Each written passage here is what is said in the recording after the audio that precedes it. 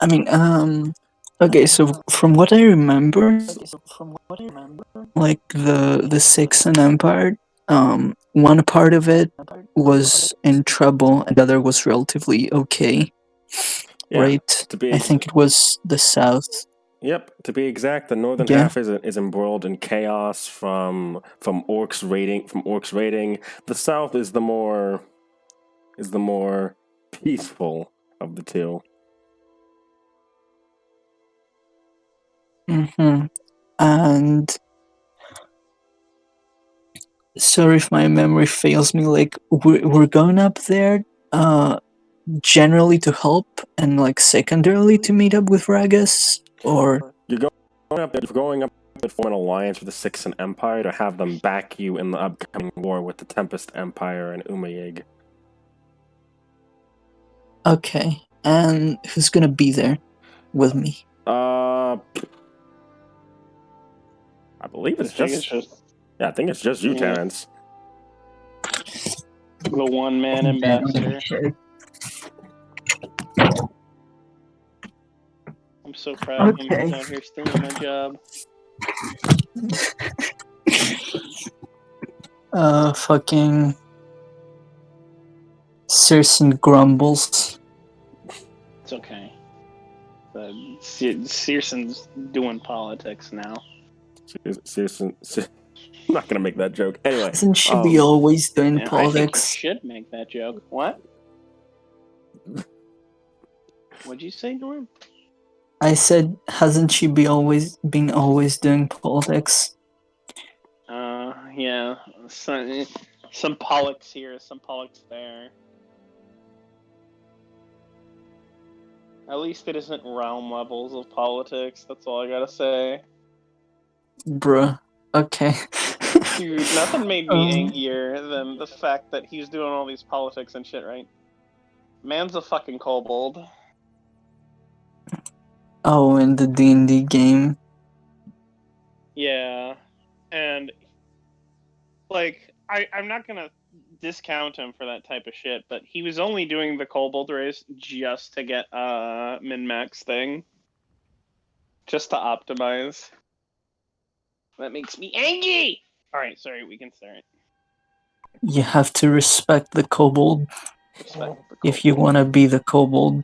So if you want anyway, to be a kobold, you gotta be an asshole. To be exact, you're heading to the southern what is considered the southern capital of Cixan at this point, Kjaven. Should I join the forge or foundry? I mean, Sorry. if you want to roll that way, yeah. And have easy access to your sheet. Yeah. I'm not sure. I'll probably need it for some skill checks or something. Yeah. I don't expect to actually fight, right? Nah, you're not gonna be fighting. I don't think. Yes, I don't. You are. Okay. I don't think I don't think a bard by himself could really fight. That's where you're wrong. Sure, Jan. Just talk to the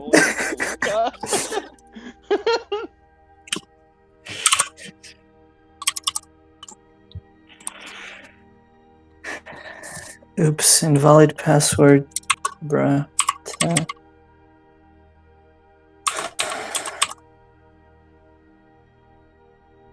Oh my god, why do I keep misspelling it? Are you misspelling Terrence? I don't know. Is my keyboard in Greek? No, it's not. I was like, let me just check that the password's what it should be.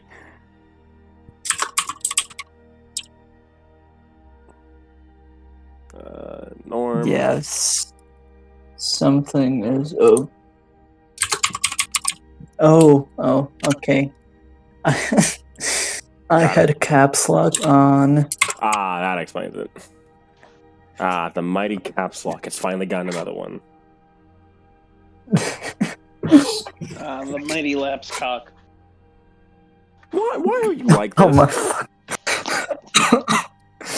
What?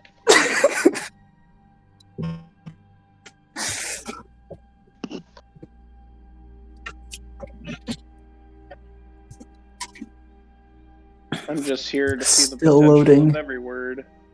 Oh, were you supposed to be in Foundry?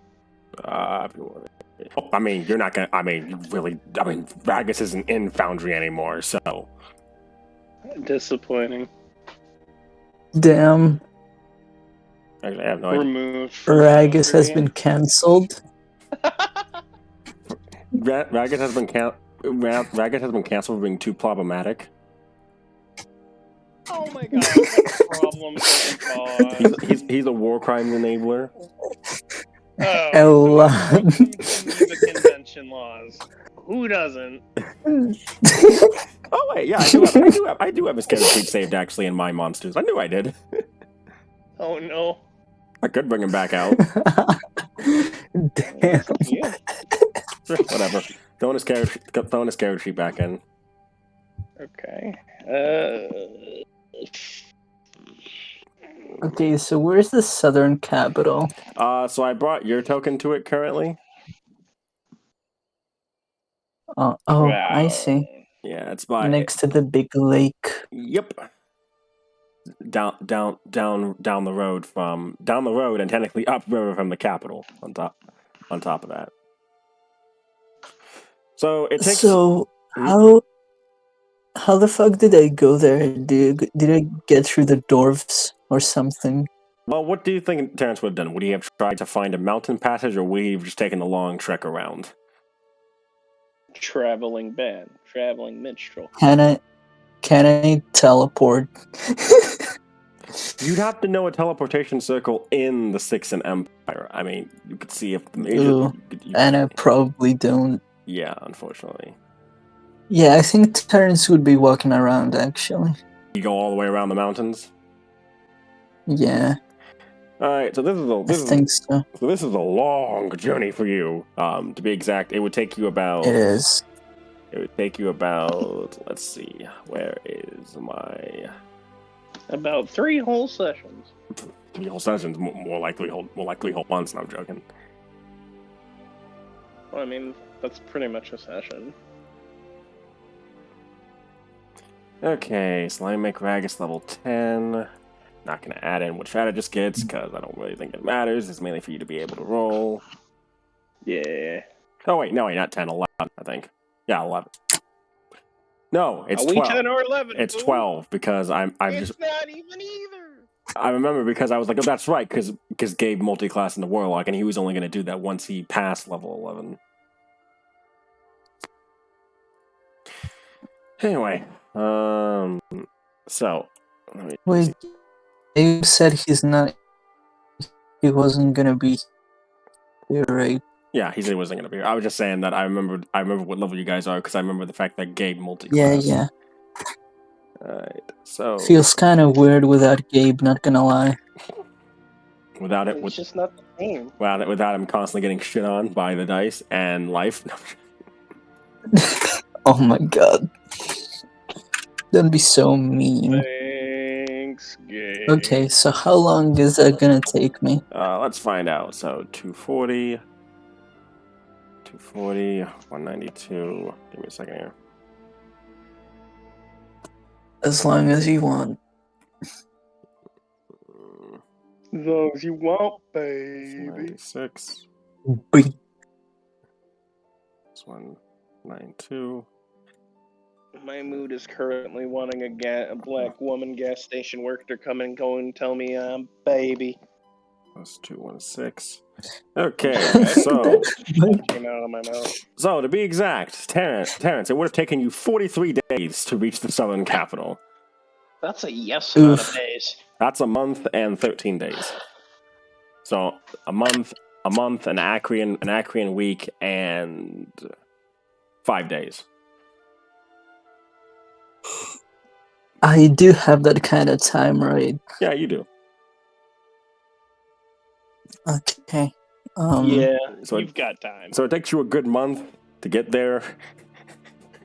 I would assume you probably grow out your pelt as you're going up because it gets colder. Oh god. He comes back a bit bushier. I mean, that's practical, isn't it? Mm-hmm. Bushy Terrence. Oh my god. So eventually, you do reach the southern capital. It was a long journey for you considering what you've dealt with, but kind of reminds you of your beginnings with Ragus, how you guys would travel on the road for a long time. Mm-hmm. Speaking of which, how's Ragus doing in the chaotic north during this time of I don't know. upheaval? You're the DM. Motherfucker. How would I Ragus? told you he went up north, and he would expand and start a new branch office of his alchemical business. And how do you think that would go? In a wartime economy, probably very well. I'm It's- pretty sure a lot of people want alchemist fire. His business would blow up. Literally. Ah! Ah! The puns, the quips, the jokes. Sorry. You're good. So Terrence, as you're traveling, you do hear word about what does Ragus call his business? Oh, good fucking question. Where's that letter? War Crimes Incorporated. The Broken Geneva. Oh my god! What are the medieval people? What are war crimes? What are war crimes? Crimes that you do during wartime. I mean, not false. Did I leave it in? Is there RT an in-character chat? RT Shops LLG. Yes, RT Shops LLC. That's what it is. Oh, LLC. I thought it was LLG. Oh my goodness. That's LLC. Limited Liability Company. Oh my goodness.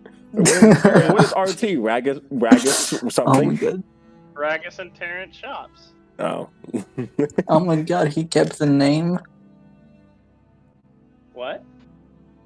Yeah, it kept I the said, name. oh my god, he kept the name. He did the thing. Oh my goodness. I still find it funny how he fucking has 3 rolling R's in his goddamn name.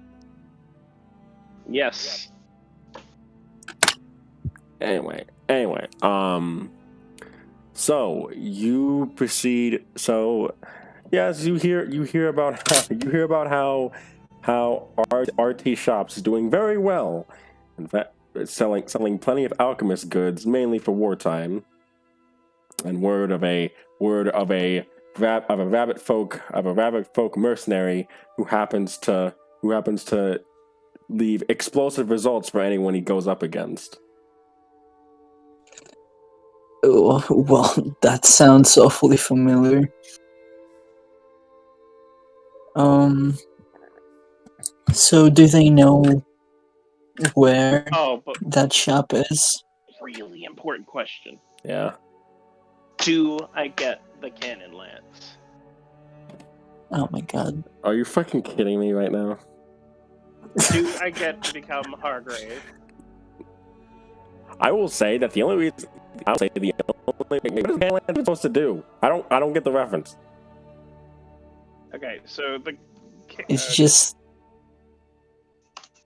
yeah, no, go on. Hold on. I'll send him a picture.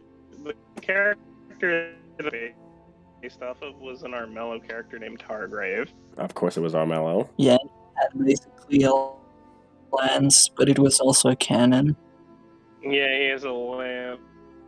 It's also a cannon. And he was like, no touchy, and if you get close to him, he'll shoot you. Yeah. I'm gonna say at best your lance can send out projectile alchemist fire.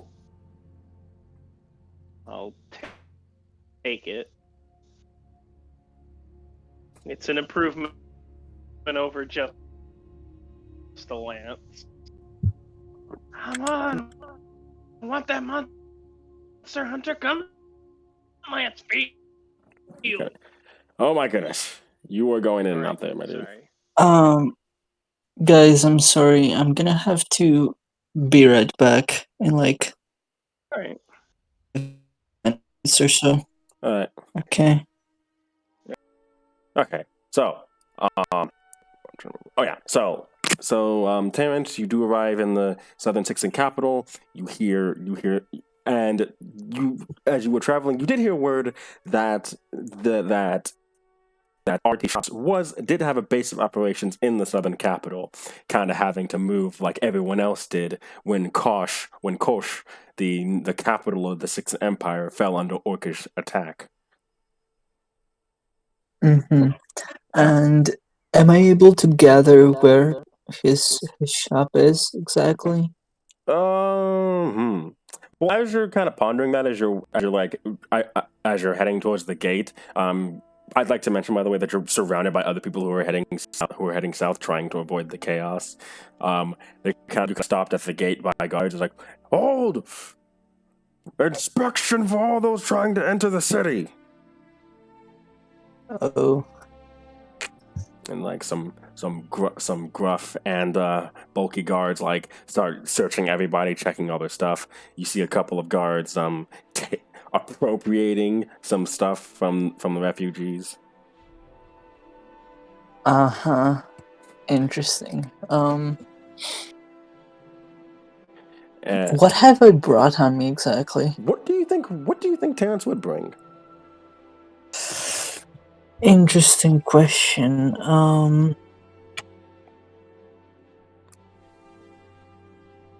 I don't know, probably health potion or two. Right. Do you think he'd look like a kind of pack light because he'd have to carry all that shit by himself?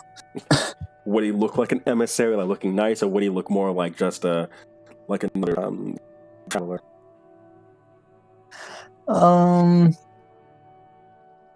Probably more normal-ish, but I guess I'd have a letter or something which was official, so I can show them, like, yeah, I'm an emissary. So one of the guards is passing by you, and he says, "Ugh, doesn't look like this one has anything." Emotions over at you. No, I don't know. Who, me? Yeah, but then another one says, "I don't know. We could use the coat. We could use the coat. Looks like this one's already growing one of his own."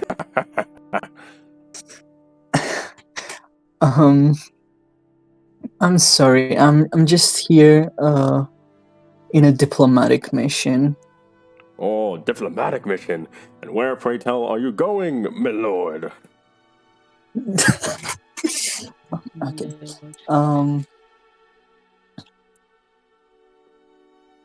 One second. I'm from the kingdom of Hanak, and I would like to talk to what is an emperor? The Cixan Empire has an emperor, right? Yeah. This out of character. Yeah. Okay. The guards will kind of like look at each other and then look at you and says, "You got a letter saying as much?" In fact, I do, and I pull up the letter from under my coat and hand it to him. He kind of opens up the letter, kind of reads it, kind of squints at it. He looks up at you, looks down at the letter, looks up at you, looks down at the letter, looks up at you, looks down at the letter.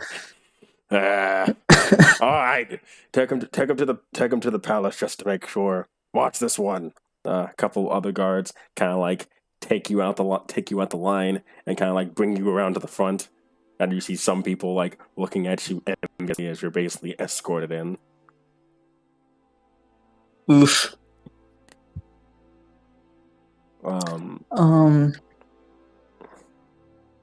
Okay. As I'm going in, I try to like clean up my looks as best I could. All right. You do. Yeah, you do so. As you're brought in, you can see that the streets are heavily crowded. There was definitely there's probably going to be an overpopulation issue in the city as you see people living on the streets, basically trying to find places to stay. The guards kind of like basically hold you in between them, not as like to stop you from running, but more as like probably to protect you too, as like their shields are as their shield arms are like kind of like put in front to make sure as you're being escorted through the crowd. You do see what appears to be a local market. you kind of look around and you think you see a sign of what probably is the RT shops, alchemy shop.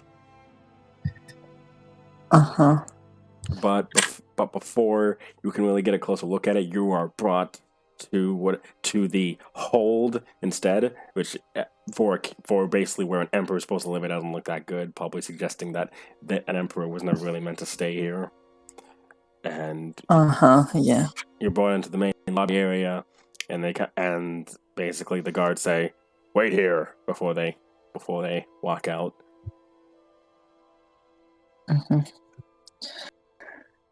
Oh boy. As you're waiting here, you do see a couple of other people who seem to be waiting in line as well. And what do they look like?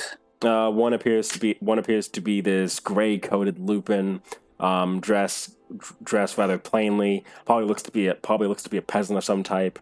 Another one appears to be a human of more regal looks. You see that he has a whole wolf coat on him, keeping him warm, as it were. And wolf coat, damn. And there's this third individual that looks to be a mercenary. He has this cloak of what appears to be crow feathers on him. His eyes kind of have like this otherworldly look to it. You think that it's probably another rabbit folk, but the way the eyes give off, the way his eyes seem to give that look, says that he seems kind of strange. Wait, I can't see his face? You can't see his face. He's got like these glowy eyes to him. You said can't or can? Can. Okay, so I'm sure he's a rabbit folk, or you can see the ears, yeah. Okay. Well, damn. So all these guys are like in line to meet with the Emperor? You would assume so, yeah. Okay. So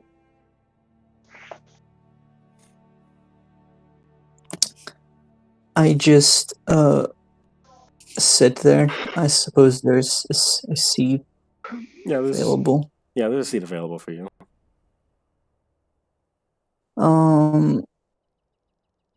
And as I wait, I kind of like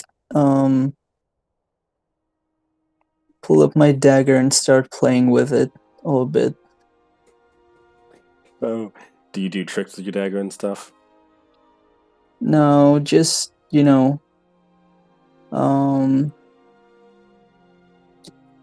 things to keep your hands busy, I guess. Twirling his thumbs, but with a dagger. So you kind of twirling the dagger in your hands, looking it over here and there.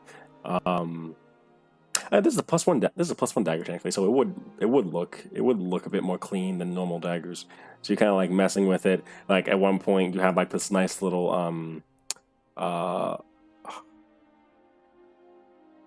it's like a nice little hole area, like where you just put your finger in it and stuff. I kind of imagine that, and you're just twirling it on the finger in like a circle. Yeah, I suppose. It's kind of like a yo-yo in a way, as you just keep going with it. Except this time, it doesn't tie around your finger, and you just keep like doing that. And the mercenary rabbit folk like takes an interest to you and says, "That's a nice dagger you got there." Why, thank you. It is. Never. A bit plain looking for a magic dagger like that, though. Where'd you get it from? I've actually had it for a long time. It's been... I want to say I got it while I was traveling around the south. Oh, you're from the south? Huh. Mm-hmm. How is it in the warm lands? Well, I guess it's seen worse times. At least it's probably better than up here. Though I say that, yet I'm making money. Yeah, you seem to be having a situation. So, why are you here? Looking at turning this on. He kind of like takes a pouch out and he kind of like opens it up and you see the head of like the head of a giant Goblin? in there. The head of a giant in there. Oh shit. That must be pretty large. Oh god. He has a bag of holding to put it in though. Oh wait, bag of holding is it can shrink shit or something? Well, no, it's in the bag doesn't bulge out, so. What? Sorry. So basically, the bag of holding is like it's basically like it leads to like a little plane where we can house all the stuff. So instead of having like this big bulging bag that has a head in it, he has like this normal sized bag that can open up wide, and he shows the head. Yeah. Okay. Yeah. The noble seems to like gag slightly at that before the mercenary closes it back up. Here to get my gold for it. Say that again, sorry. Oh, he says, here to get my payment for dealing with this pain in the ass. Well, yeah, I can imagine. I've dealt with some stuff myself. Never in my own though. Oh, you got yourself a little party to hang out with? Yeah, but they're all back home for now. Actually, they're not, but whatever. I mean, they are back home, but... aren't they doing other shit? Some of them, at least. I mean, true, yeah. Yeah, technically speaking. Most of them are back home. Yeah. That wasn't in character. I know. Sorry. You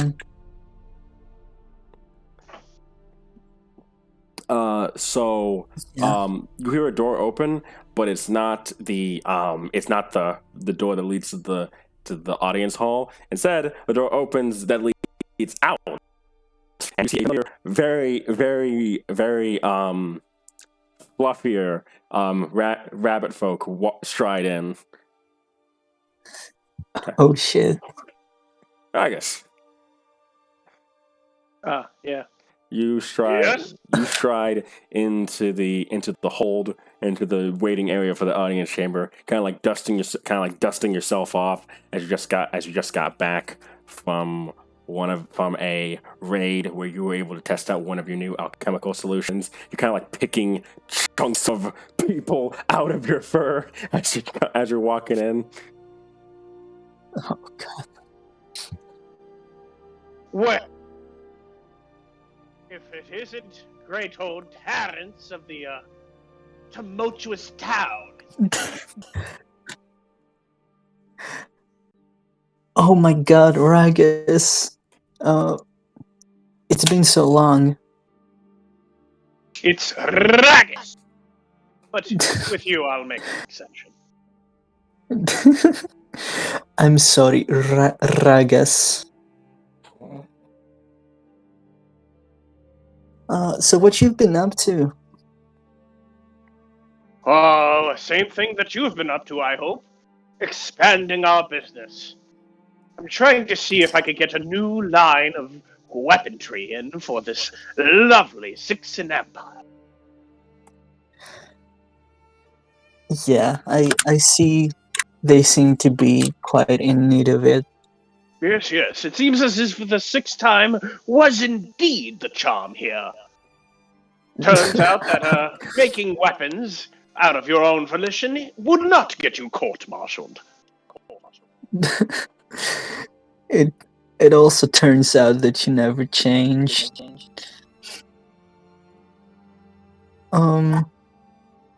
So you're here to give your new stuff to the Emperor, or? And what am I here for? So you're here to report on the efficiency of a new explosive that you made. Though you had heard apparently about a rabbit folk being escorted to the hold, and some part of you was slightly curious to see who it was.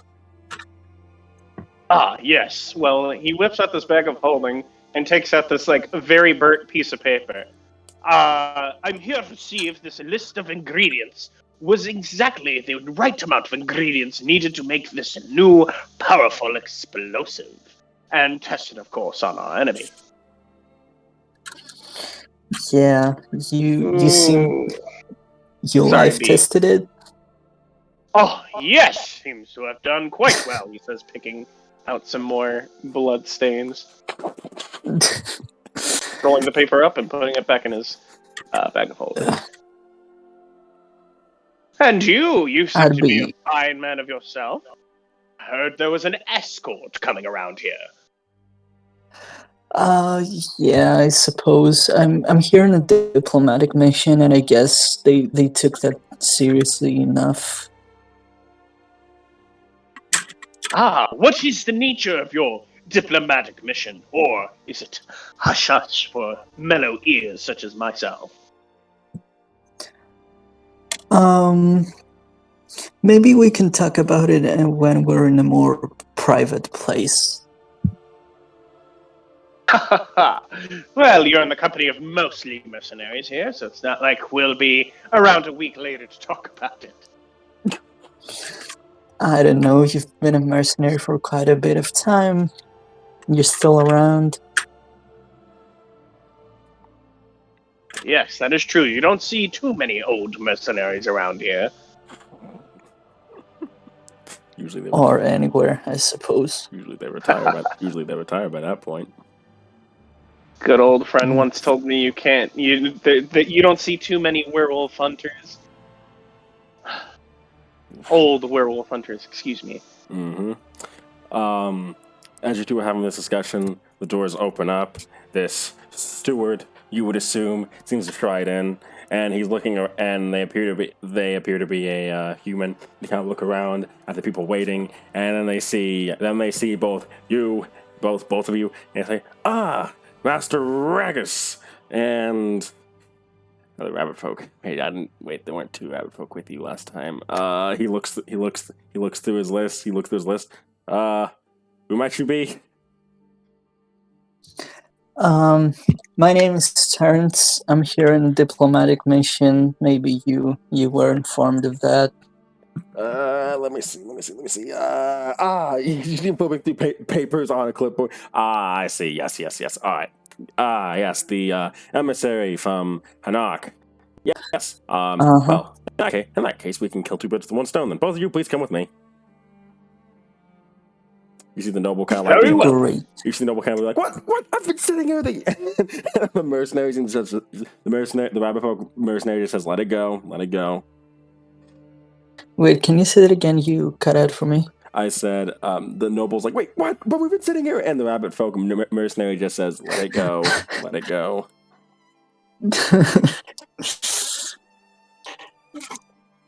The rabbit folk kind of seems to just lie on the bench he's sitting on, and he's just like, I'm gonna be right with you two are being led in by the steward. I kind of look at the noble with the my eyes are kind of saying sorry.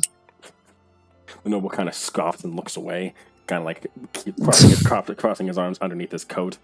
And the two of you are led into this audience chamber, which, compared to the Queen's audience chamber, it looks very, very underwhelming for you. Basic.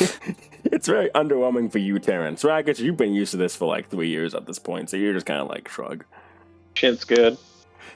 Terrence just thinks like, well, at least I'm not gonna be sticking out as underwhelming here. There aren't that many guards in the area in this room. In fact, there's a couple, but you can see that if there's supposed to be a royal guard force here, it's heavily been depleted. As you see this young. So for you, Terrence, you've known the Emperor as being an older human, probably in his 40s to 50s. This is not that. This is a man that's clearly in his late teens, early 20s. Oh boy. Not what I was expecting. So, Ragus, you recognize this young man as your employer, Prince Majan, son of the Emperor, who is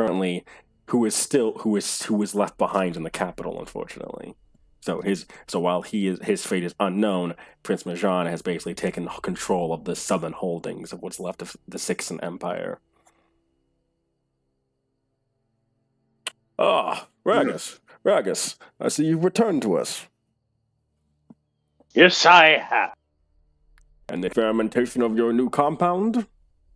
Absolutely successful. Wonderful. How much of it do you think you can make? How much of it do you think you can make in a short period of time? Oh, I could make perhaps. Let me look at this ingredient list real quick. Flips paper, pulls out some glasses to read the finer print. Oh, well, maybe 12 in a day. 12 bottles. 12 bottles. Well, we'll commission as many as you. We'll be commissioning you to make them on a constant basis as much as you can. We'll be needing them to take back the new players. Will do, Prince. Will do. And who would this be? He says, motioning over to the other rabbit folk. Wait. So what time of day is it? You probably would have got, thankfully, because at some point you would have just been following up. You got like probably about noonish. Okay, so it's noon. Mm-hmm. So I kind of bow and I'm like, "Good day, Emperor. My name is Terrence, and I'm an emissary from Hanak, from the south." Ah, yes, indeed. I think I remember. Oh, yes, I remember your letter. So you are Terrence of Rolling Rivers from, I believe you call it Lawin. Leowin. My apologies. So the southern languages are a bit more strange. Southern names and languages are a bit more strange to me. It's not at all a problem.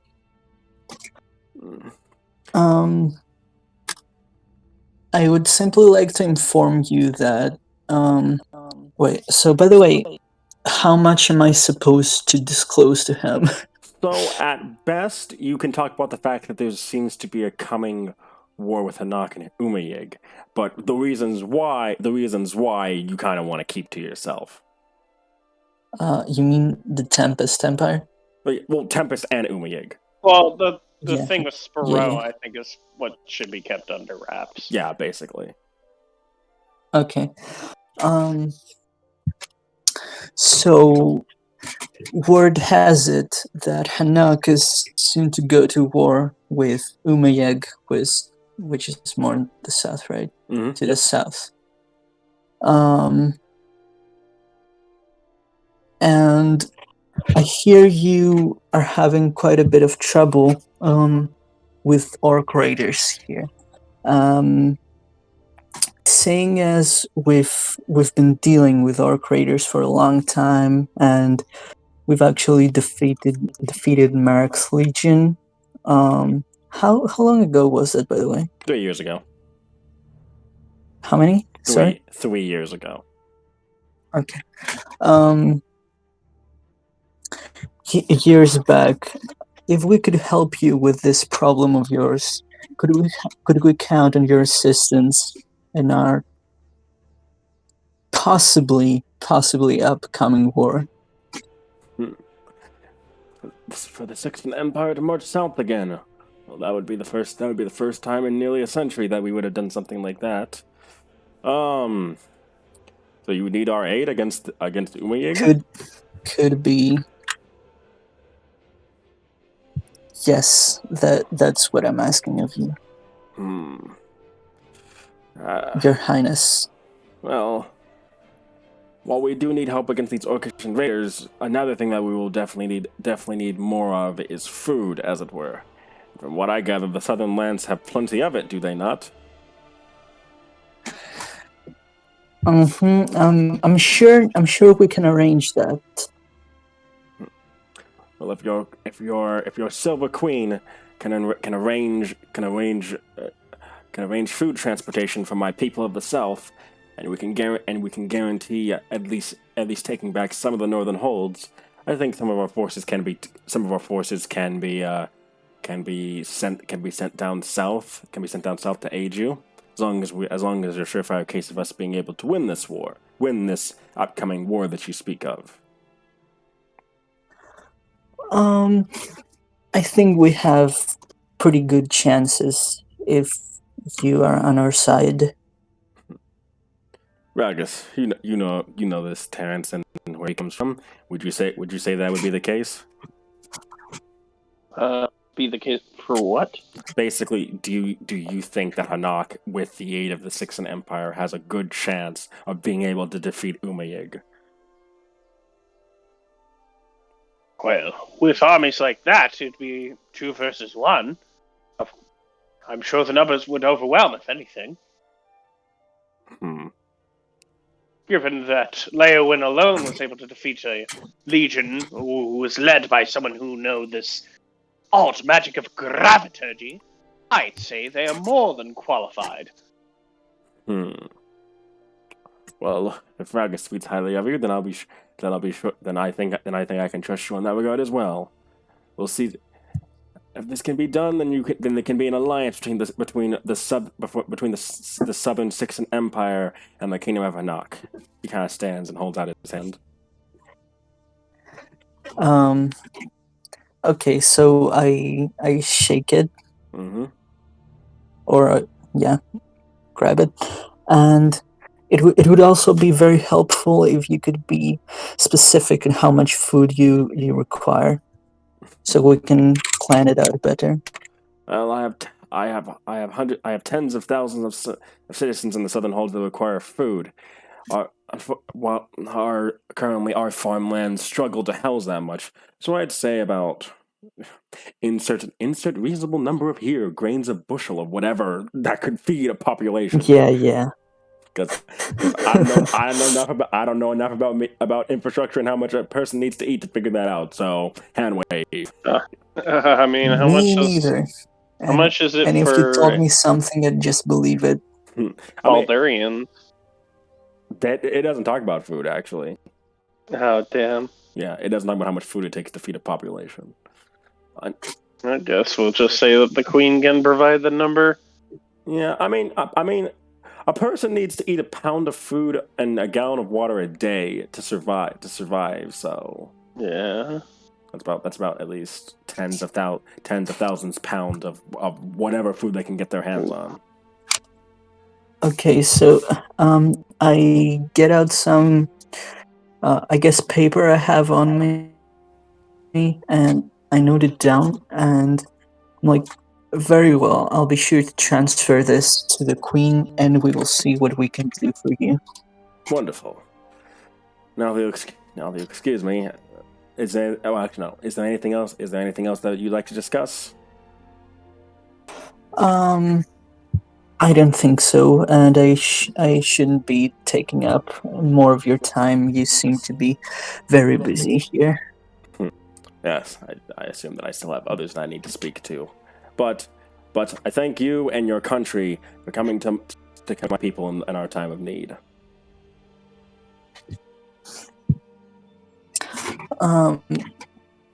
And shit, I don't know what to say.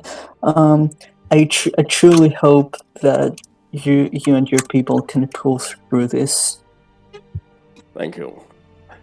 And I bid good fortune to us in our war. Yeah, indeed. Is there anything else that you'll need to speak to me about, Ragus? Nothing so far, sir.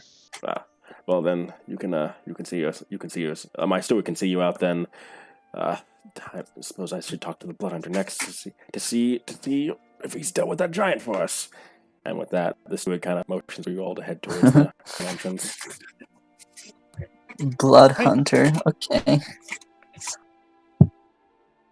So you two are. I don't say that out loud. So you two are escorted. You two are escorted to the waiting area, and you see the blood hunter kind of like his ears perk as he kind of like sits up and stands. Ugh. He stretches, and he pats the noble on the shoulder before walking in past you guys. Oh my god. Right. Wait, was the noble there before the blood hunter? Judging by the way how annoyed he is, yeah, you'd say so. Right. Oh my god. What was that? What was that, I guess? Yeah, actually, No, I'm good. Terrence has like a faint smile on his face because of how well the negotiations went. Maybe that makes a noble even more mad. I don't know. Okay. So he would be pretty not amused by that, but he's not gonna outwardly say anything as the steward walks back in with the blood hunter. Right. And I suppose it's time for us to walk out. Yeah, that's up to you. So Ragus, would you like to show me around your new shop? Of course, my boy. And you tell me about yours. I sure will. Alright. So Ragus, We'll go to a shop. So Ragus, what does your new shop look like? I don't know. I guess I'm proud that it's got a second floor. 2 floors. A whole expansion. That's twice the... That's twice the explosive making capacity. Oh my goodness. Oh my god. Does Ragus still sleep in his shop, or...?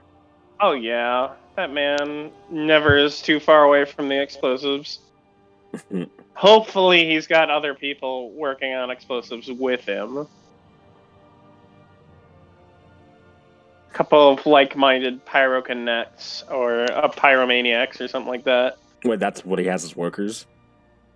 Probably. That sounds alright. So as you're being shown around, you do see a couple of pyromancers and people with scorch marks on their skin, on their faces. Some of them with burnt hair, with clear patches of skin that was burned off on their head, as they're kind of like working away with explosives. Are those your apprentices? Yes. New apprentices. Of course, none of them have made it yet to manager rank. Unlike you. I kind of wave at them, I suppose. They wave back. One of them has the concoction that they have in their hand currently explode in their face. Ah, I'm fine. That's what I'd like to hear, Charlie. Oh my god. I had forgotten how it was to work with you. Oh, really? Who do you have? Yeah, I kind of look at the apprentice guy with a been there look. A been there look. Relatable.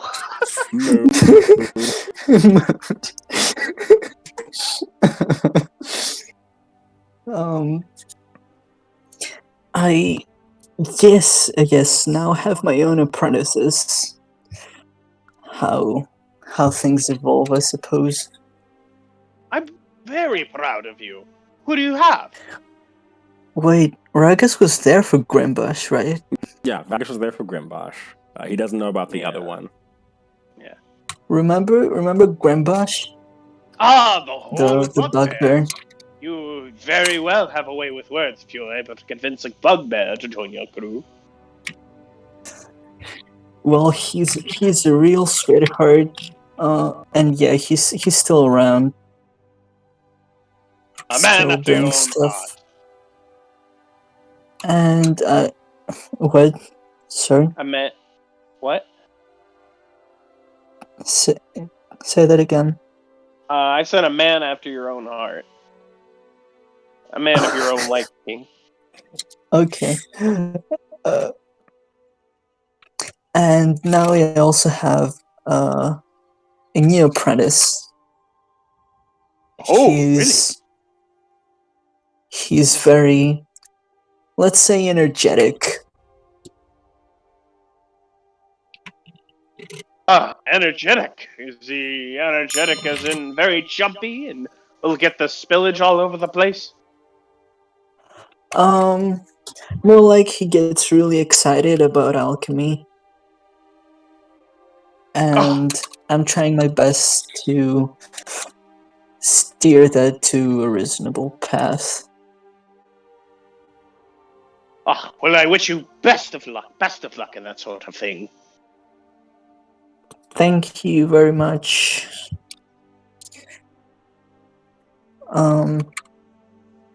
So would you like to tell me about more specific stuff about what's going on here in the north? Well, I came up here to a most glorifying sight. The city I was in was being overrun by orcs. And then I did what I did best, and I used my alchemy against them. And with the help of that and several thousand soldiers, we were able to push them back. And people recognized my efforts, recognized it really well.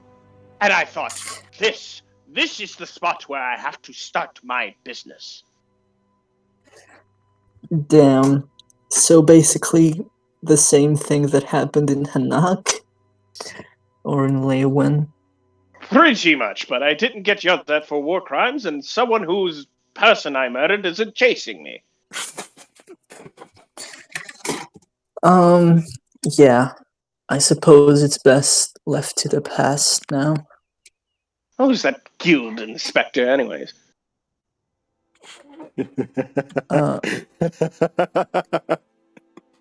Wait, he's talking about Cixan? Yes, he's talking about Cixan. He said how or who? How?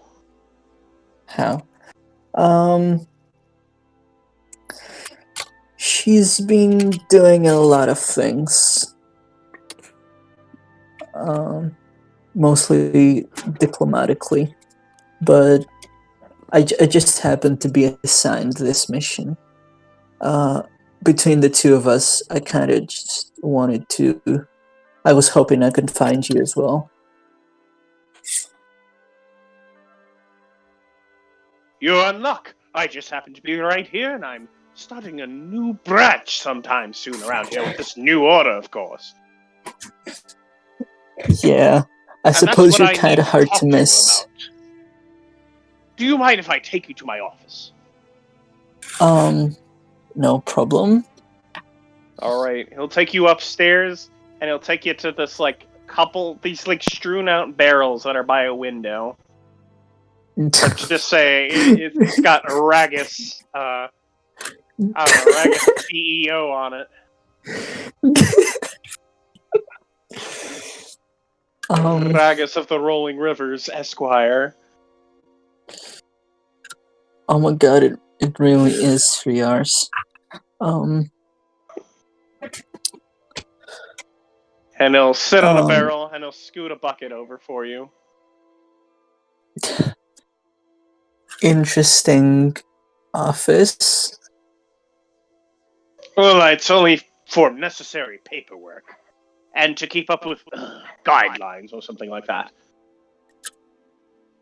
They have guidelines?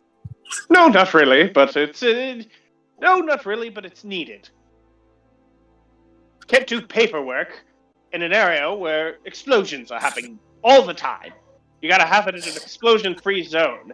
And to maximize profits, I need to have that explosion-free zone as small as possible. That sure makes sense. So here we are. I put it right next to my bed, and you see a carved-out barrel with some cloths in it. Very minimal. Efficient. Indeed. Yeah, that's another way of saying it.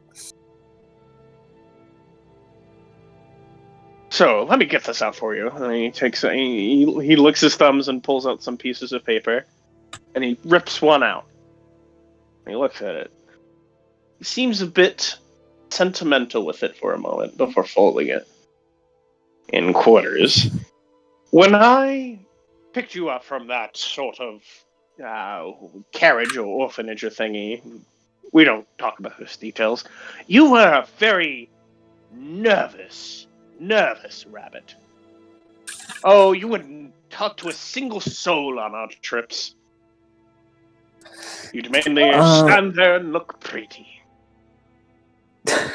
But when we I went to suppose I Legoland, still am. I just don't show it.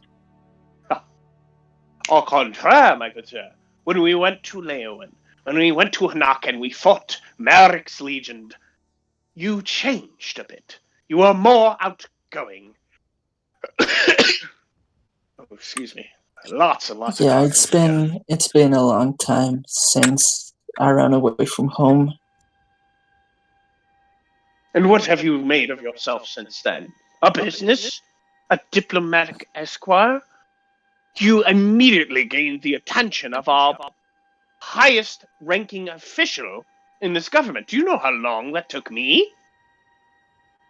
I mean, the official letter probably helped quite a bit. Ah, but something tells me you are part of these officials, no?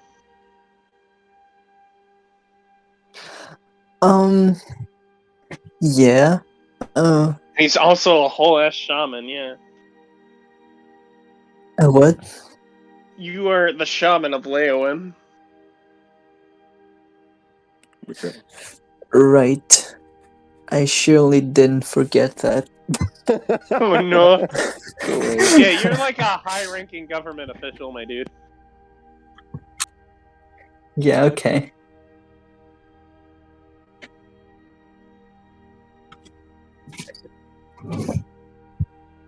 But I see what you're trying to say. What have you made of yourself since then is pretty much what he asked.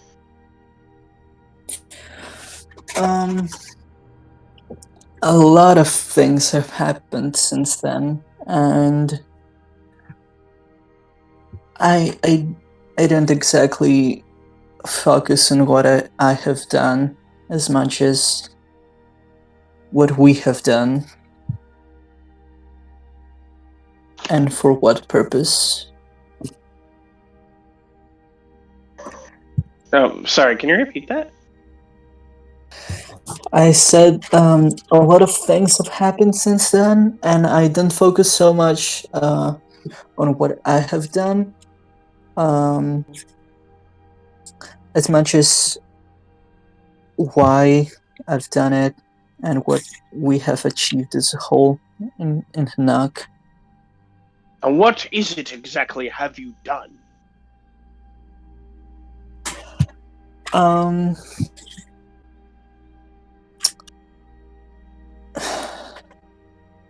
sorry. You mean me, or the group? He shrugs. Damn. We fought off a war god for one. He's taken a bit aback by that. That's pretty impressive. I'm just gonna take a shot every time an Eternal gets called a god in one of these games. Like I should start a shot contest at this point. Like every time someone says, I just take a shot. I mean, Ares is a war god. He's eternal. There's a difference. Of the Greek mythology. Not in the fucking Acquia, motherfucker. But you forget who we're talking to. If anyone's going to fuck that up, it is going to be Norm. Yeah, fuck off. It's fine.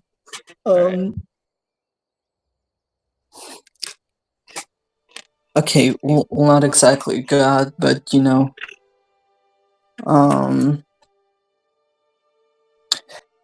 And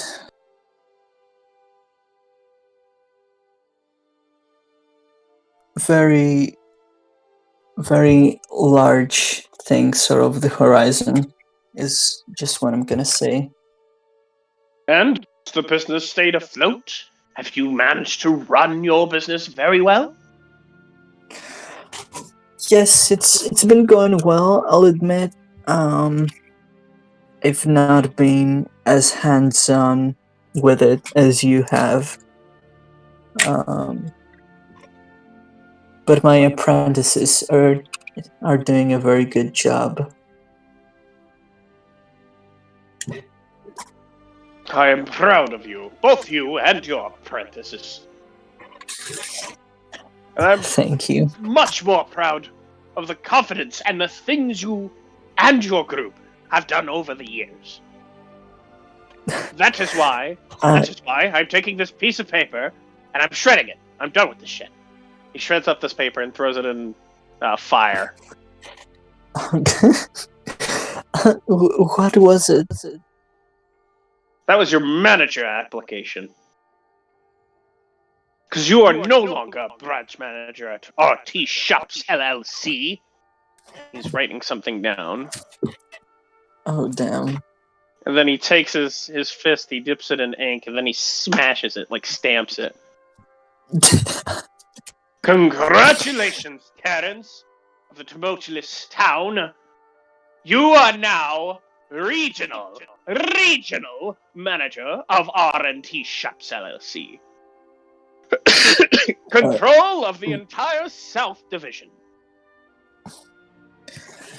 Damn. Which means you're promoted.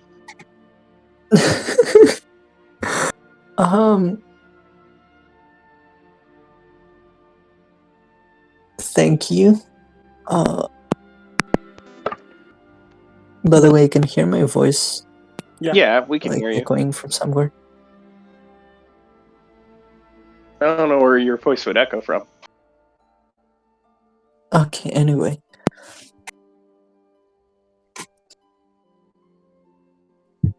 Okay, so... Is there anything I can give turn... him, like a deed or some supplies or something? I mean, you could literally give him a nice... Say, Ragus, that's a really nice gesture. Thank you. And he hugs him.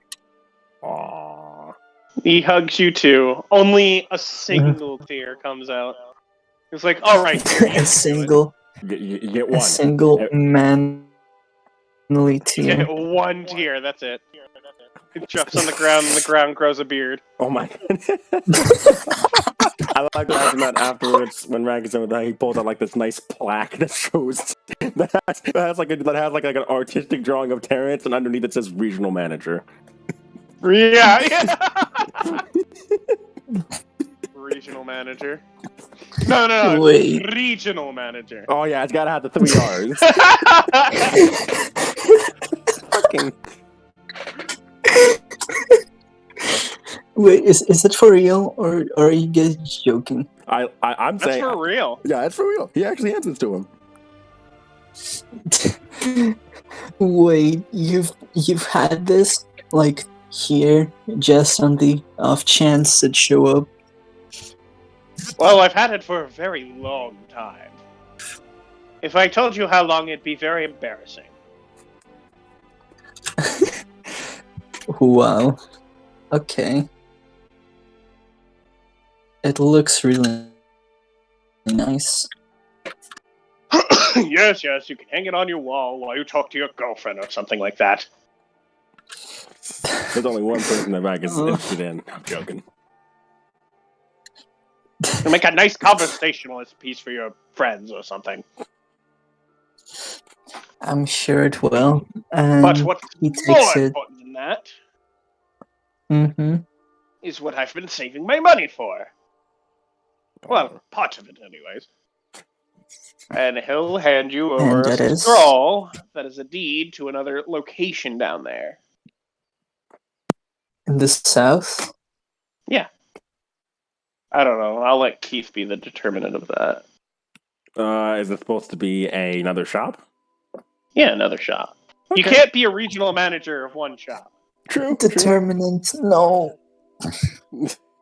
Now Terrence owns 2 shops. 2 shops. Damn. Regional starting to monopolize. Regional manager of the South and shop coming. Damn, he's getting low.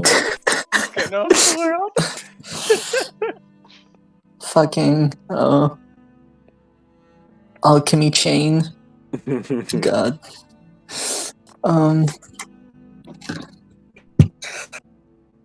Okay. I'm not sure what to say about that. It's a new shop. That way, when I expand, you also have expanded. I like to think of it as a future endeavor for my budding monopoly. Burgeoning monopoly. That's it. Burgeoning. Burgeoning. Burgeoning.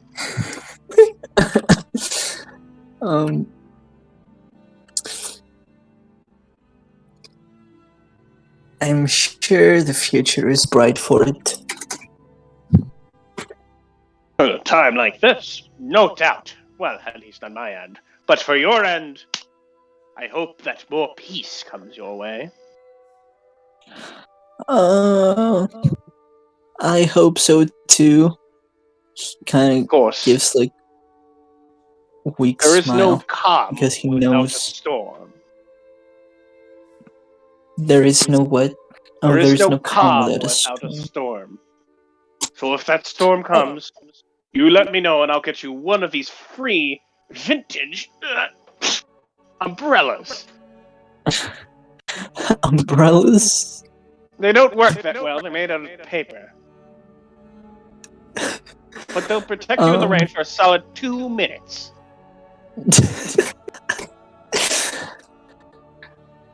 Okay. I'll keep that in mind, I suppose.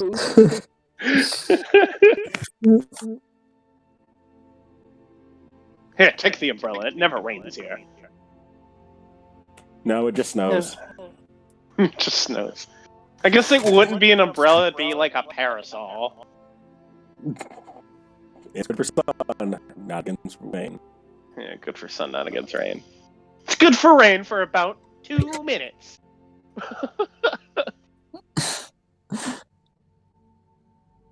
Okay, well, I guess I can't say no. And lastly, but not leastly, you can have a sample of what I was trying to make here. They'll give you a sample of that explosive he made. I'm sure Keith can give you stats.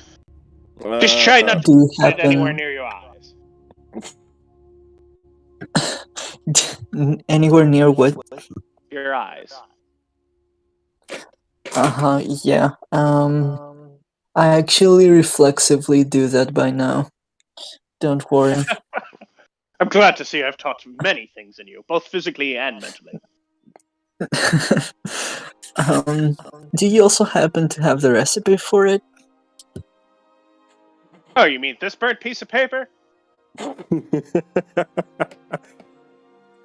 I mean, unless you need it yourself, like if it's the only recipe you have. Oh, are you kidding me? I prepare for this sort of thing. You can have it. I have it burned for authenticity purposes, he says in quotation marks. Okay.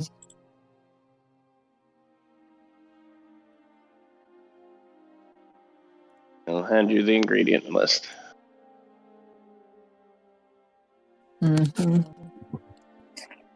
This might prove useful.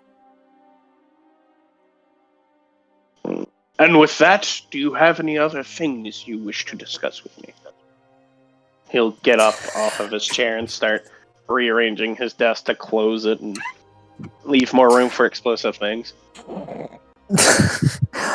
I don't think so. I just wanted to catch up with you, and I'm glad I can see you're doing well as you can, I guess, in these circumstances. So yeah, I'm sure we'll talk again soon enough, right? Of course we will. Great. In fact, I'll send a letter your way as soon as I can. I'll be awaiting it, and it might arrive there before I do, actually. I mean, you could just teleport Probably back. not. What? I mean, generally speaking, you know the teleportation circle back to Leowin. You could just teleport back. This is true. Oh shit! I didn't think of that. Yeah, you couldn't teleport there to the Cixan capital, but you can teleport back home. Shit. Yeah, we'll actually want to do that. Okay, so Actually, wait. would you like to see something really cool? Of course. Quick thought.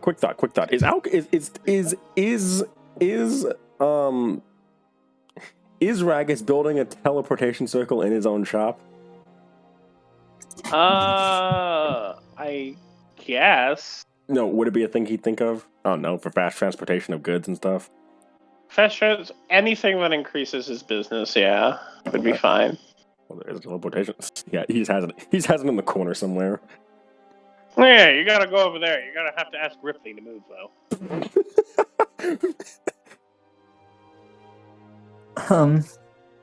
I mean, I could make one myself, but that's just convenient.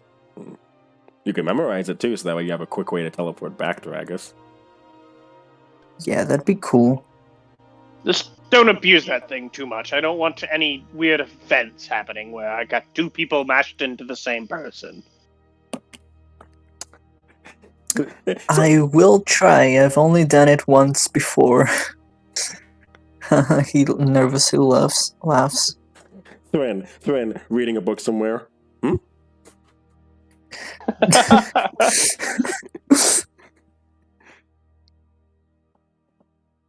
Well, with that, thank you for coming and meeting me again. I never thought I'd see you again. It's very noble of you to think. To think that you have came so far. With that, I shouldn't leave you here. You have a business to run and money to make that third store now. Now. Now go off. Godspeed. Do more regional manager things. Be the leader you were meant to be. Lead swiftly, Terrence. Lead swiftly. Thank you, and good luck on your endeavors.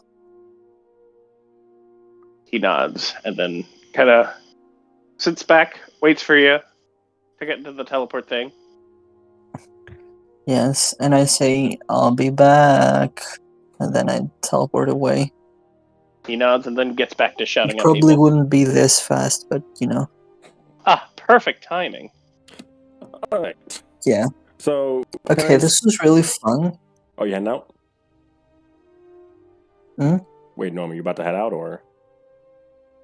No, I just started and it. He's just had fun. I'm sorry. Yes. I'm sorry. Yes. You said you had fun, and I was like, wait, are you about to leave? Or because I'm about to describe something. No, he's right. It sounded like I was about to leave, which I'm gonna leave soon-ish, but not right now. All right. So I'm glad you had fun, Norm. Terrence, you kind of, after memorizing the Ragus' teleportation circle, you kind of do the incantation, teleporting back to Leowin's teleportation circle, and as you the mage's goat kind of notice you, and they don't pay you any mind as you proceed to walk out. You kind of like dust the snow off of you, and you kind of like realize how warm it is now with all this fur. And as you walk over to the castle, to shave. Yeah. As you walk over to the castle, you see a whole host of Lupin and Fera in front of it. And that's where we're going to connect back with the rest of the group from last session. Yeah, can I just... So now I can sit back and enjoy their story? Yeah, if you have anything you want to say, if Terrence wants to join in, you can say anything that you want. Okay, I will if I do. All right. Cookie, Car, Trevor, you guys ready to continue your second things? Yeah.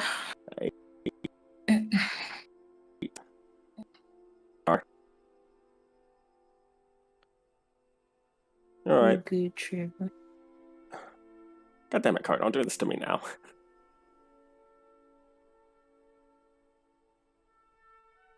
Uh-oh.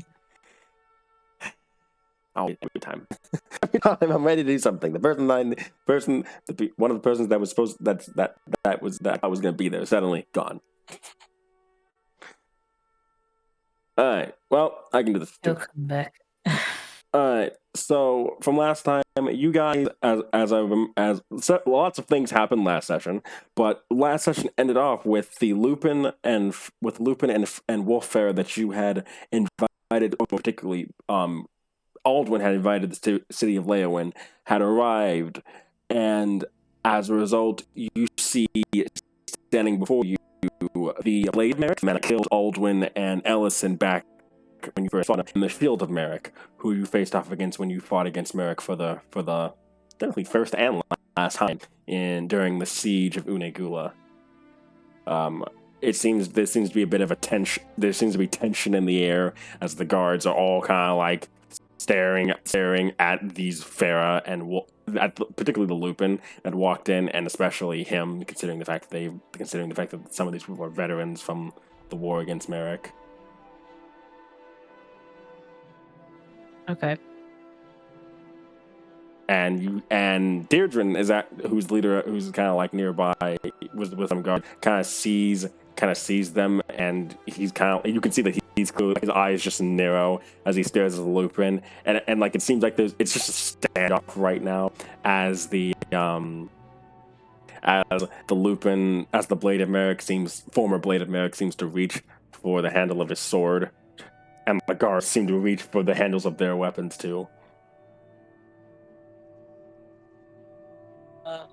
Should we be doing something? Oh. Blue Moon seems a problem? Yeah, Blue Moon seems to be trying to talk down his side. Only Cixan was here. Damn.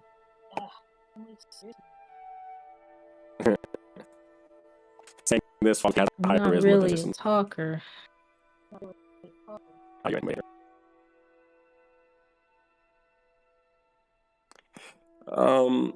From what you can, I mean, Tate's charisma is all down to his looks. Yes. Look, I look good. That doesn't mean I talk good. There's a reason why Whitney likes me, and it's not for my words.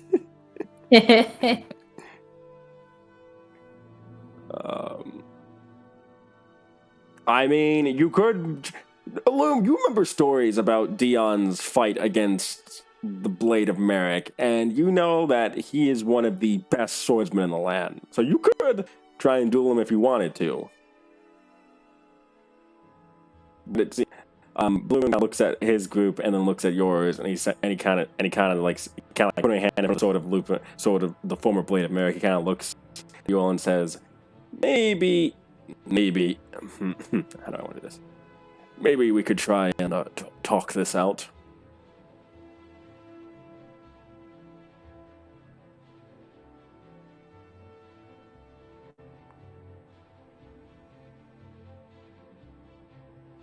That work for you guys? Oh, I know Trevor's Illum is talking, but All right. So what did he say? The Wolf-Fera Blue Moon. He says maybe we could talk this out. Yeah, we could. All right. He looks towards his men, towards the people, towards the few armed people in the refugees, and he kind of just motions them to stand down. Right.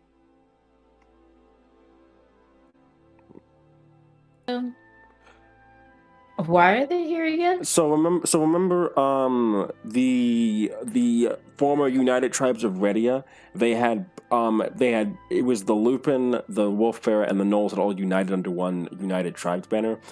That shattered recently when the Gnolls suddenly went insane and started attacking everyone in Redia, and as a result, Perry and some others thought it was best to invite the tribes of the Wolf-Fera and Lupin to Leowin, or to Tanak, specifically Leowin.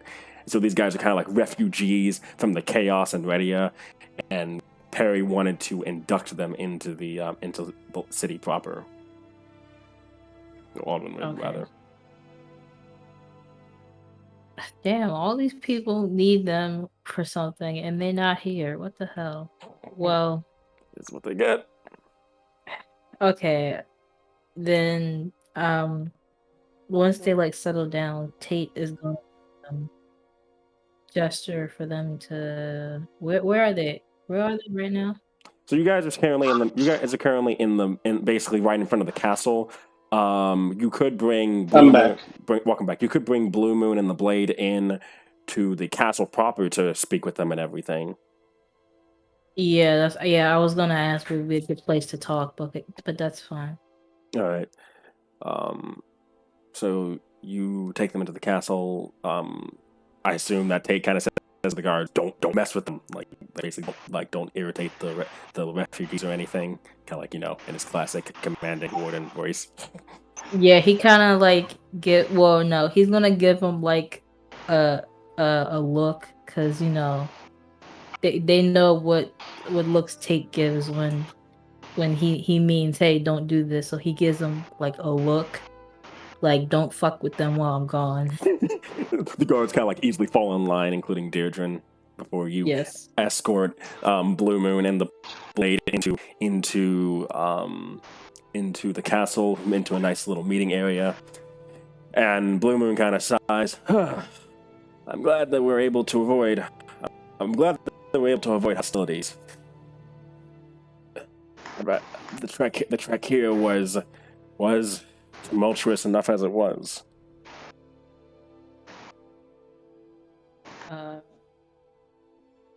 How was your journey over here? Currently, always nipped at the heel by gnolls, but we were able to get here without any significant loss of life.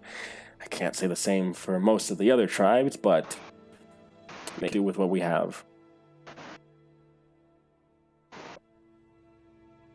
So good.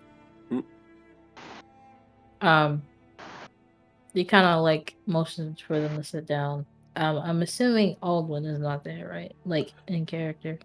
I can have him there, but like, what was it?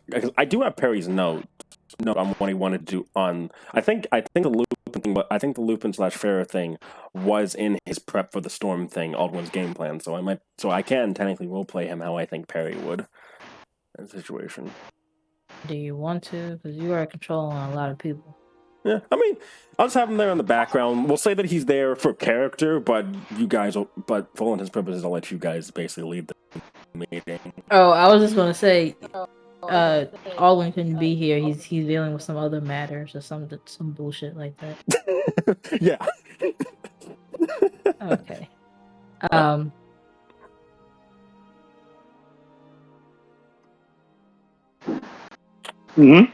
So perhaps.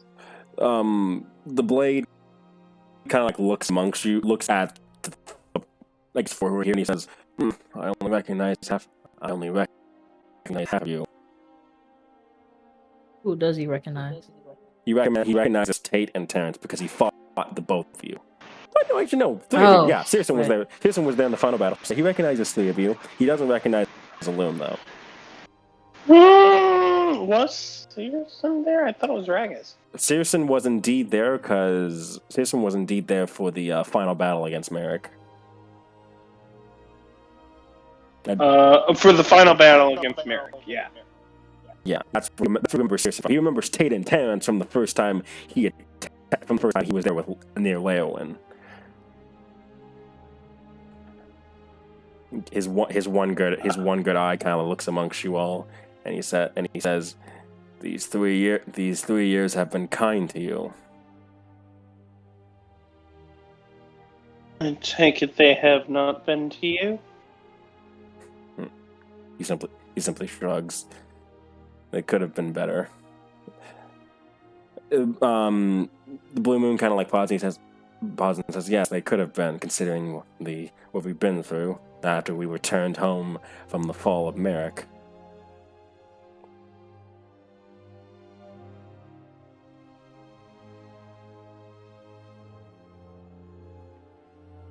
actually remember. You never. Sorry. Use it out for me. You never really truly learned our names during our last meeting, I guess you could say. We haven't. The Wolf-Fera kind of brings her hands to her chest. I am Scavo Bluemoon. This is Kiro the Bladeborn. We are technically the lead at this point, where we might as well be the leaders of our tribe. So, do you lead both the Lupin and the Wolf-Fera? Both of you? They both nod. The ones who are with us, yes. My father led it before me, but he fell in battle against a horde of gnolls, and as such, his responsibility falls to me.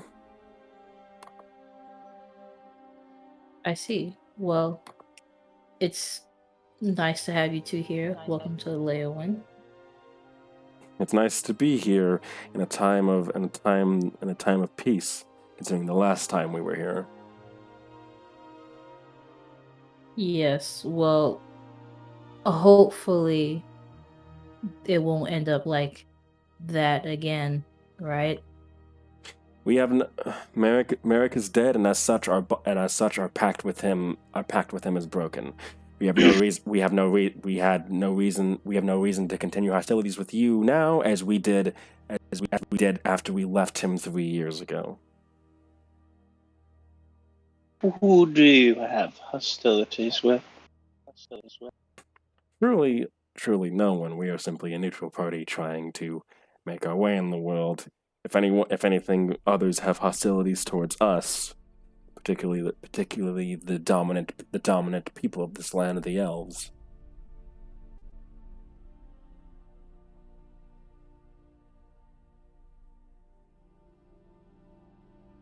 Going to look at. Oh, yep. Going to look at Illumin Whitney. Nope, Tate. Fuck. Illumin Tate. Mm-hmm.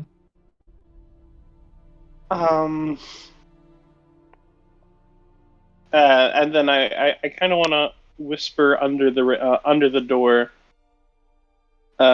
Should we make a deal with them?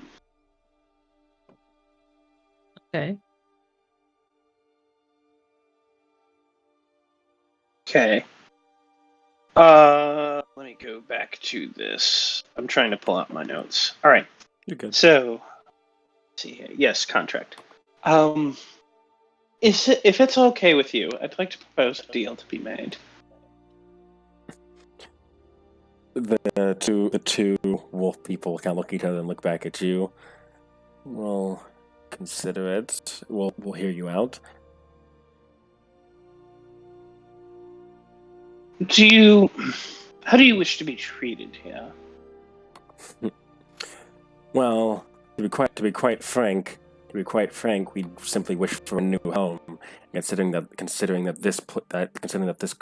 the eastern coastline used to be a home to the Lupin before the elves forced them out. Hopefully, it can be so again for the people of our tribe. However, while both me and Kiro do agree on one thing, and that is that we do not sign our people over to automatically aiding you in any conflict, as it were. We've fought and bled enough as it is. If our people choose to, they can join up, but we'd rather not force those who put us in this role into how they do not want to be in. I would like to disagree on this ground. This can be your home. Leowin and the coastal areas can be your home if you are willing to defend it.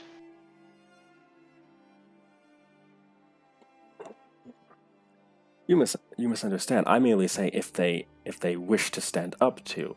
No doubt some of them would, but I'd rather not force them to. As if it were stipulation on them staying here. After all, you do have citizens of your own lands that aren't called into wartime should defense be needed.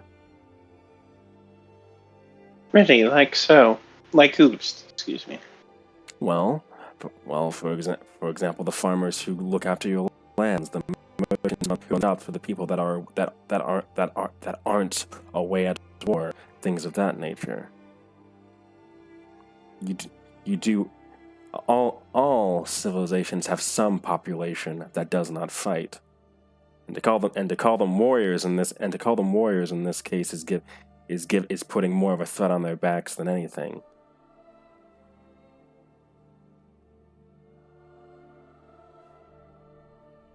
I just need a brief survey of your people, if that's all right with you.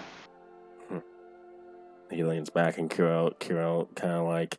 By the way, Scavo's sitting, like talking to you guys. Kiro has basically been standing next to him the entire time. He looks well and says, "All right, let's hear it." No, since you are trusted by your community, I expect you to give a survey of your community, see who is best and where, and hand it back over. To relay this information, if you will. Well, basically he starts. Kiro starts. Damn it, computer! Why are you freezing like this? Sorry, it's because I'm typing and it's being weird for some reason.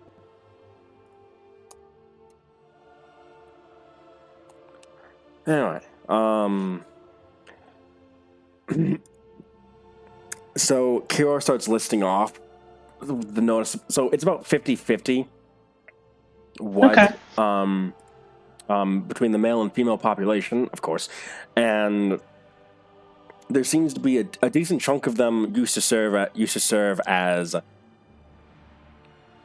hunters and gatherers since the tribe was mainly nomadic, as it were. Some of them do have knowledge of farming and the like because they had learned it from other tribes that had been more sedentary, but not them. Another good chunk have basically served outside the tribe, mainly as laborers, as miners, farmers, and the like, basically making money and sometimes supplies for the tribe back home while they were away. And what else would there be? And it seems like a large chunk of the adults do seem to be able to basically defend themselves. It seems like being knowledgeable in combat was basically prerequisite for surviving in the lands of Redia, considering the fact that at any moment the hordes could march outward and attack an enemy that had gained their ire.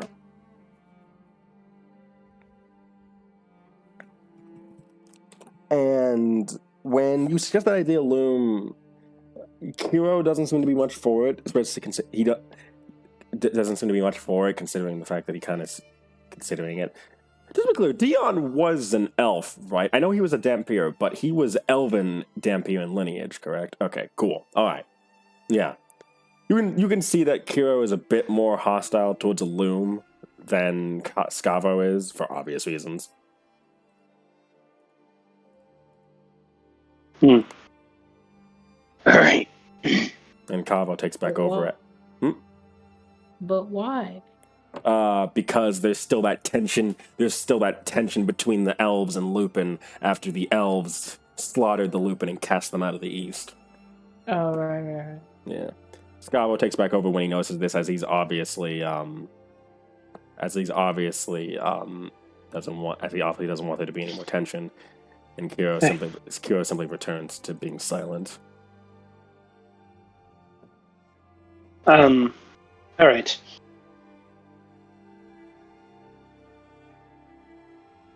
I don't believe there's much I can offer here that will be beneficial to both of us. The most, like out of character, the most I'd particularly want is for them to not absolutely betray us when the war happens, and they find out the Sparrow angle. How do you think you try and get that in, is the question? Okay, so originally I was going to pretty much hold them at knife point, ask the question, get their answer, throw insight, and like if they're completely honest and they answer towards the loyalty side, I'll let them all in. I don't give too much about that. Mm-hmm. But if not, I'd either kick them out or, if hostilities arrive, enter combat. Because I'm not going to deal with that shit. Not gonna deal with another refugee. I have a very zero tolerance policy on betrayal right now. Understandable. All right, do you want to out? Yes, combat may seem unwise, but ultimately, if we're going to be soft about the entire situation, then more people are just going to rebel, because it's totally okay to do that around here. They're not going to punish you that harshly. No, there needs to be some harsh punishment for that. All right. So what do you Who guys? are we fighting? So basically, there's an upcoming war between you guys and Umayig and the Tempest Empire. Basically, Spiro and the Tempest King. Spiro's whole thing of changing the world, stuff like that. And from what I gather, Cixan/Kara wants to make sure that basically the Lupin and the Wolf-Fera are on your side when that conflict comes. Yeah, I want to make the fight. No, I want ultimatum. I want to absolutely ensure their loyalty to our side when that would happen. Problem is, they just want a place to stay, and from what I'm gathering, if Umayig looks more hospitable, they're gonna go to Umayig. Well, and like, we're gonna give them a place to stay, but I ain't gonna play babysitter. Well, let's try to like feel them out first. Like, how are they like right now? So, Scavo Blue Moon is definitely like being very diplomatic towards you guys. He has some terms, but he's willing to hear you guys out. Kiro's he's more of the basically Scavo has more of the open hand. Skiro is obviously more of the close fist. He's a bit more standoffish towards you, but do keep in mind that he is a paladin of paladin-esque of an oath that basically revolves around the Lupin never forgiving elves. So him being here is a step forward in terms of diplomacy, and he's basically following Scavo's lead on this. Let's try giving the plan first. So let's try and offer a pander to them, and then we'll see if we can work up or work down towards a conclusion. Yeah. So what I'll do is, we have a bit of a concern. We'd like to ask, what would you like from us in exchange for absolute, like, the insurance that you'd stay here for, per se, the next 10 years?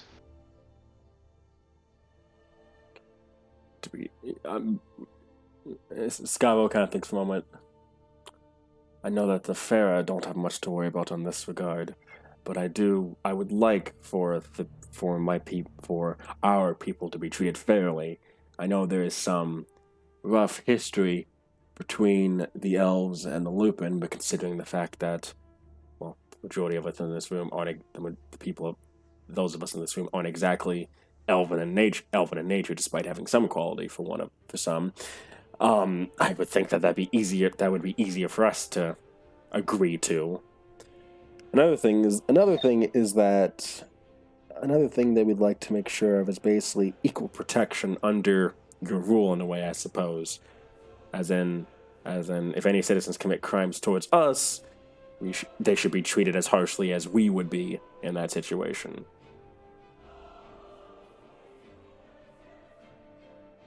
I want to let it be known now, the up-and-coming years will test your loyalty to Leowen, and everyone will be treated as harshly as I can.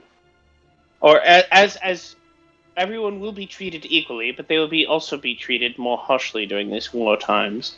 So we cannot allow criminals to be going afoot and having a crime scene while we're in the middle of war. Are you trying to hide what type? Are you trying to hide anything? Like hide like the war in particular, like the specific war you're talking about? Are you just are you speaking generally? Or are you trying to be specific here? Like, okay, I do need to explain that Umiak really doesn't like us. So well, yeah, because I'm probably start with that. I was about to say because Kira was about to roll insight on you, basically, because he's like, No.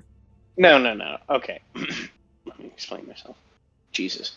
Umiak is currently not very highly appreciative of us, and we think that a war may be coming soon, and we want to ensure that you stay on our side and not on Umiak's. And a war. Kira proceeds to speak up. In a war between two elven kingdoms, why would you need to be sure of that? Because we also feel like they might be bringing allies.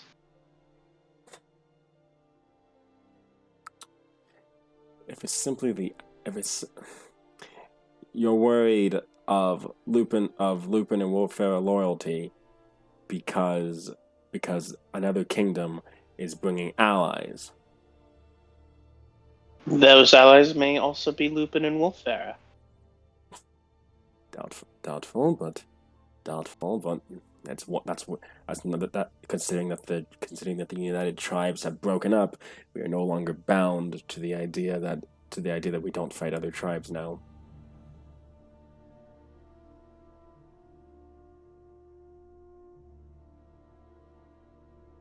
If we see no issues with loyalty, then we will see that your people will be treated just as fairly as us.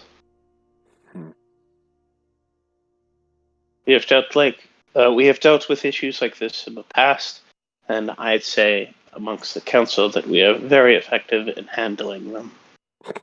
Yes, I do remember hearing of the past refugees being put in. What was the word for it? I believe you call it chain gangs in a way. You basically made them work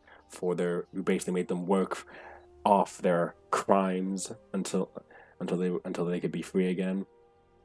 Did we fucking do that? Aldwin did indeed. Oh, with the refugees that immediately attacked us. Yeah, so you did it. Well, yeah, you basically the refugees from back in Marek, you basically did that to all. I think I remember particularly Perry mentioning the fact that he would do that to all of them, basically. To basically instead of killing all of them, he would basically make them work for you guys forcibly, and then later free them once the conflict was over. I keep saying war, it wasn't a war. Anyway.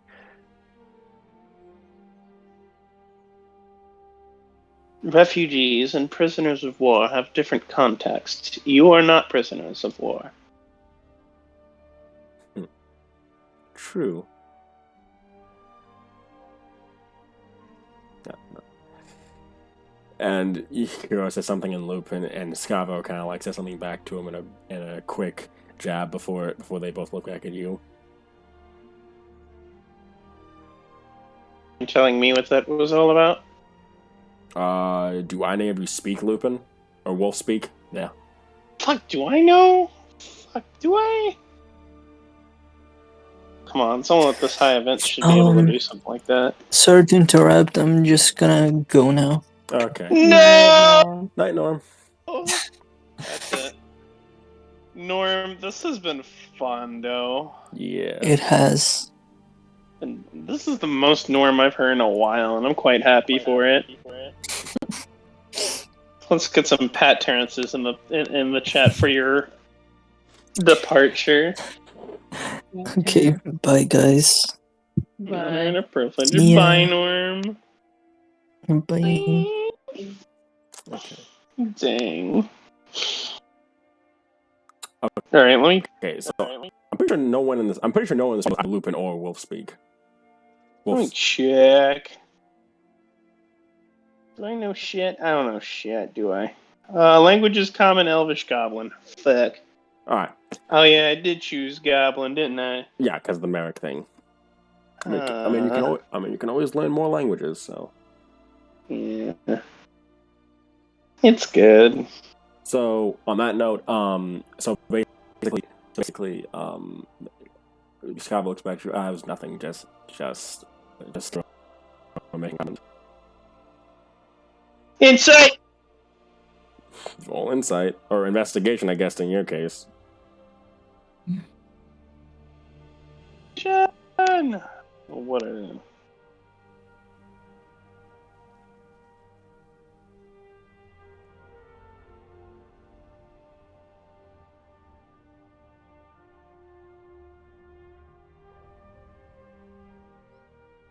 Rolled it. Where'd it go? 19 plus your modifier. Oh, Jesus. So you rolled a 19. What's your Modifier is plus 9, I'm pretty sure. Total of a 28. Kiro probably made some comment in response to the prisoners of war thing.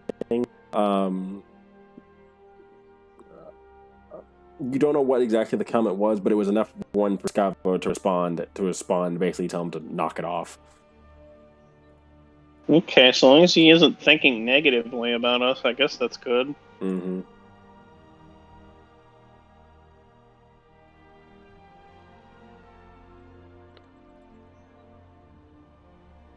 And Scavo says, so you need to test our loyalties. That won't be that hard for us to pass, considering. Well, for the majority of us, anyway. We will see. Speaking of people who always need to be tested. On our way here, we passed by without being spotted the ruins of the town that you once called Solarinet, and we noticed, and Kiro here had noticed that the goblins had set up shop there. Are they to be put through the same test, or goblinoids rather, are they to be put through the same test of loyalty as we are once you reach out to them? Reach out to them? Like, did we not reach out to them? I haven't gone over it yet. Remember Takeshi's trying to set up the whole thing. Takeshi and some of the Jade Knights. I should let it be known to you that even our own townspeople are being put through the same test of loyalty. Be careful. Do be careful with that. Oh, I can assure you, I am very careful. I change the music a bit. Anyway, Scavo nods. I want to roll intimidation with that. She wants to give an intimidating glare. You can try. I can try. Oh god, I don't got good rolls though. No, this one's gonna have to be. You can. I will give her advantage, but. Thanks. Let me see what it is. Oh yay! +1! Hooray! Hooray!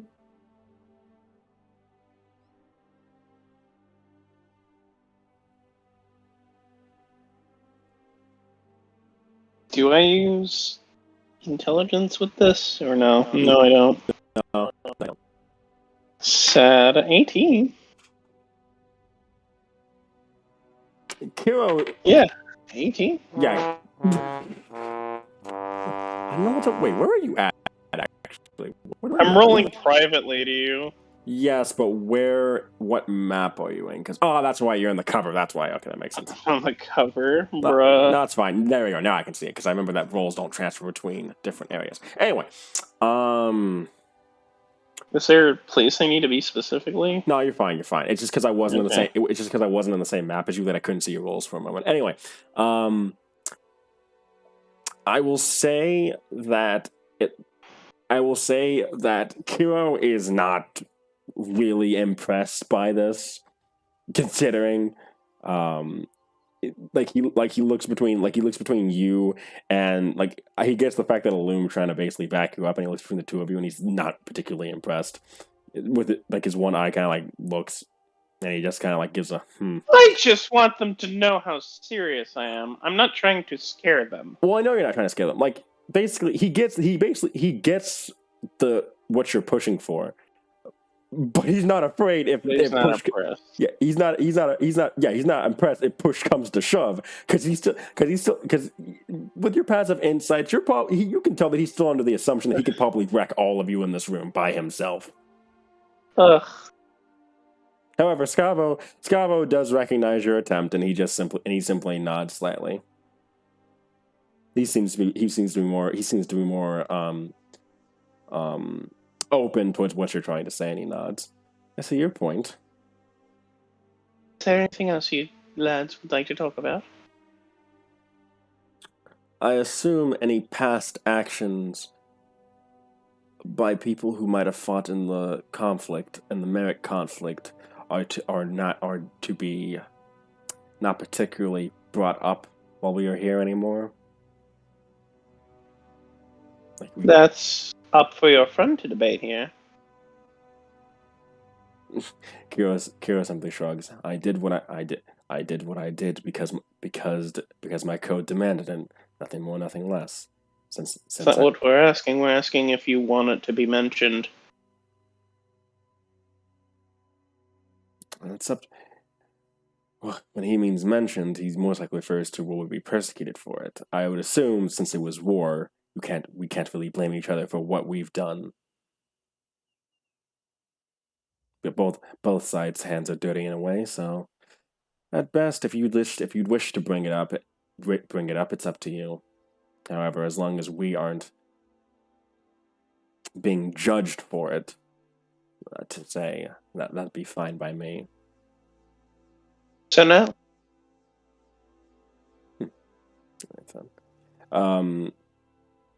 Illum, you do see Kiro kind of like roll his one good eye at the thought of redemption. He doesn't really think they need to be redeemed for anything. Anyway, Scavo nods. Well then, that's good to hear then. So now.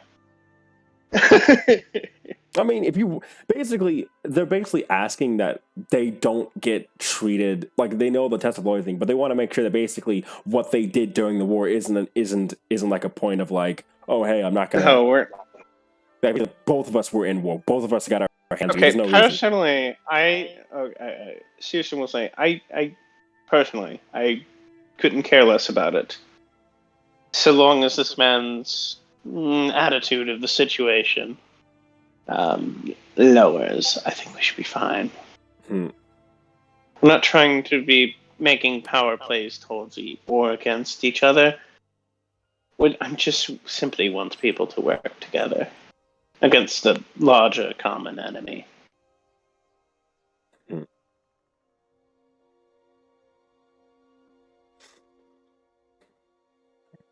That makes sense. Both of them. I think it's Kiro. Okay, yeah. Both of them nod. There we have it. Tate, Illum, do you have any concerns? Not at the moment. I can't think of any besides what you said. Alright. I need to check the chat for Illum. Kiro will look down at your hand at first, and then he will shake it, kind of like squeezing it tightly, but he doesn't say or do anything after that.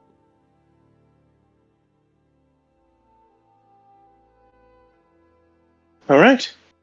And Kiro and Scavo, do you have any other further concerns?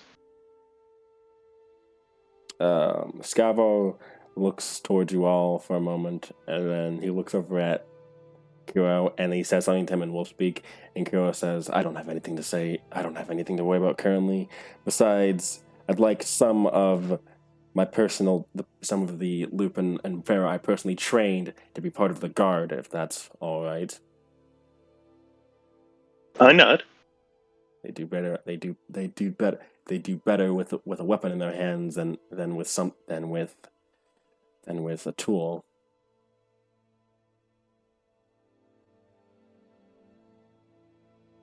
Well, if you have no further concerns, we hereby welcome you to your new home of Leowen. You and your people. They both nod. Kiro says, I'll go let them know. And then he kind of like stands up straight, kind of like crossing an arm against his chest, and then he will leave. And once the door closes, Scavo waits for a moment after the door closes, and then he looks back at you all. Kiro doesn't know as much. Kiro, despite his connection to Marek, wasn't in on Marek's plans as much as I was. But he did tell me quite a few things that you all have reminded me of after this conversation. Such as? Even if Umayig were to make a play towards you, them getting the Tempest Empire on their side is... Well, no, did you ever say the Tempest Empire, actually?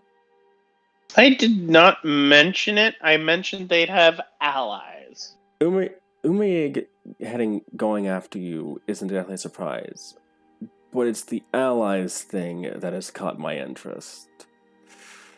There aren't many countries left. There aren't many kingdoms left in the world for them to call upon, and as I can think, there's only 3 that they can actually call upon at this point. The Cixans, the Dwarven Hold, and the Tempest. The dwarves are infighting. The Cixan Empire's dealing with orcish raids. So that only leaves 1. And the idea of an Elven King and the Tempest King working together is quite obviously an idea that would be in the realm of fantasy. Unless someone were able to make that, and unless there was someone that was able to convince them of that. Someone that convinced Marek to go down the warpath and try and conquer the region of Leowen. Am I to assume that this is one of the threats you'll be dealing with in the future?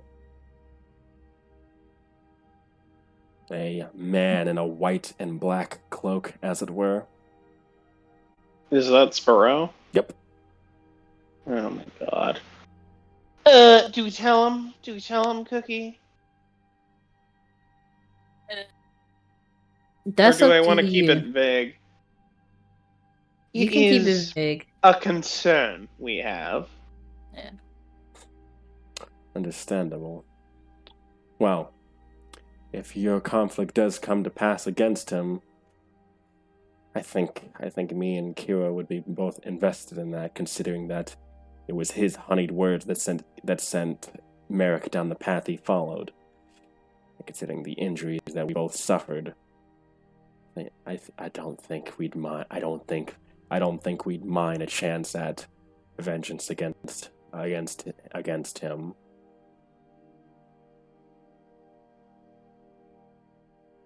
Give him a slight smile and a nod.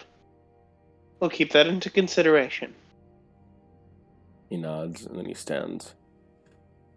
Now then, I'd best see that the others are all right with their current circumstance. I wish you all the best, and well, I'm sure you'll be able to find me wherever I am in the city. He gives a slight bow, and then he walks out.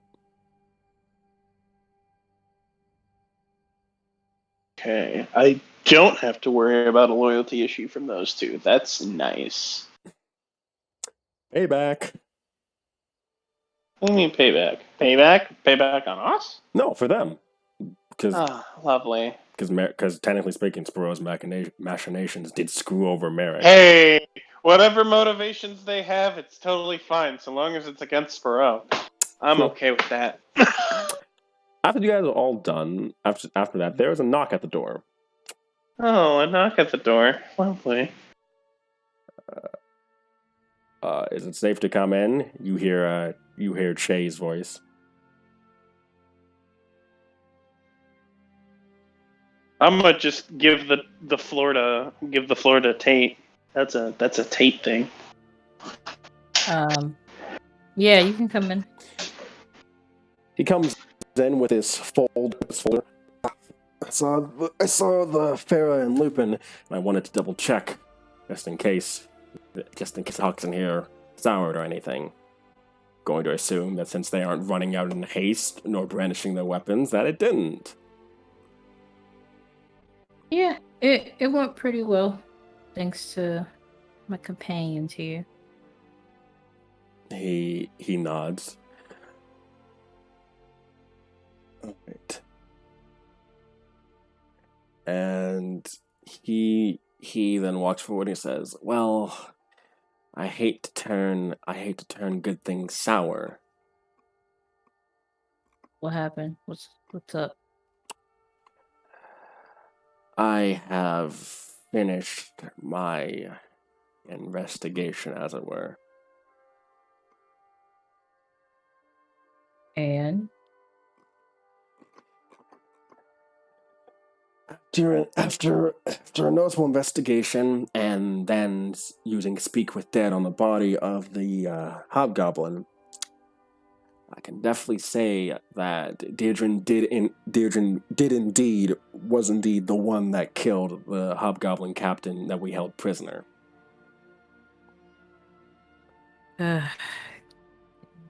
Tate just kind of does like a face palm, rubbing his forehead. Do you know why he did it? The evidence seems to suggest that he was, from what I gather, was that he was on guard duty with another one at the time. And this goblin captain had sight of the attack on Leowin back when the Flame Guard came, and he had words to share with Deirdre about it, particularly about how his friends had died as quote unquote like whelps, and other derogatory terms that I'm not going to repeat here. But at the end of the day, Deirdre's anger got the better of him, and several other guards simply watched over while he beat the hobgoblin captain to death with his bare hands.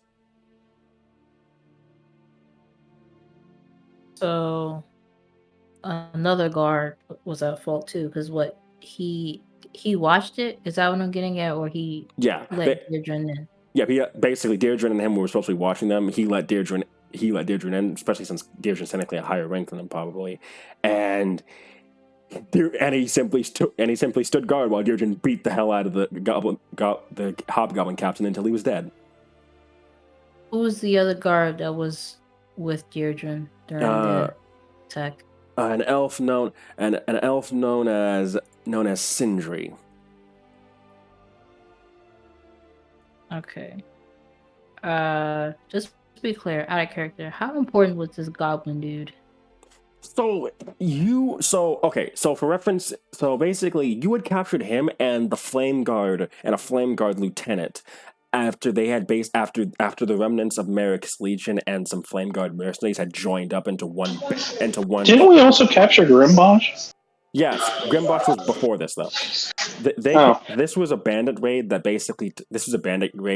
you guys made, that Thrin led back before he went insane or went through the whole Ares thing, and you had captured him and a Flame Guard lieutenant since they were both leaders of the band, and also you thought they might be useful. The Flame Guard, after Whitney's interrogation, agreed to help you guys. In fact, Merson was the Flame Guard's name, and he's part of the reason why you guys were able to capture Halog, the Flame Cathedral, and everything so easily. The Hobgoblin Captain, he was a prisoner that could have had information, but any information you could have gotten from him kind of went to the wayside once Deirdre killed him.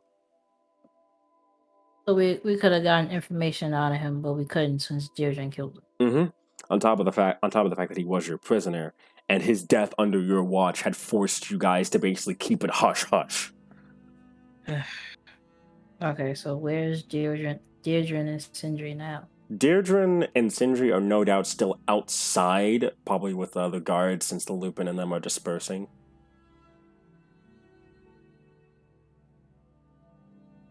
Okay. If they're still dispersing, or are they gone? Well, no, the Lupin and Fera are basically breaking up and basically, well, they're being led by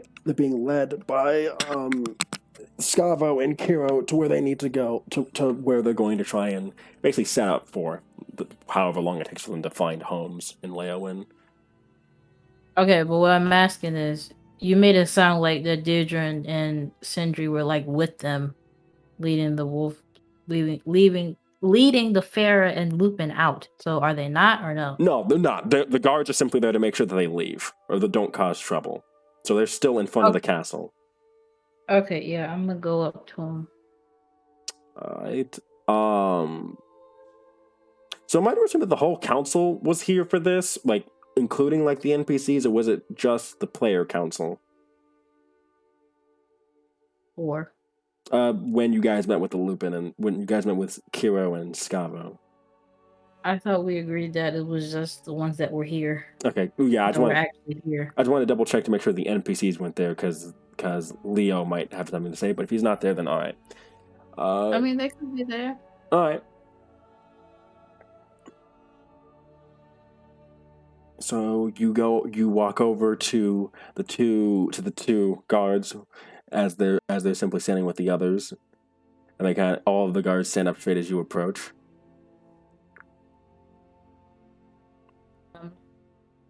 Kate looks over at the not Deirdre and Sindri, but just like two random guards, and asks them to stand by him for like authority.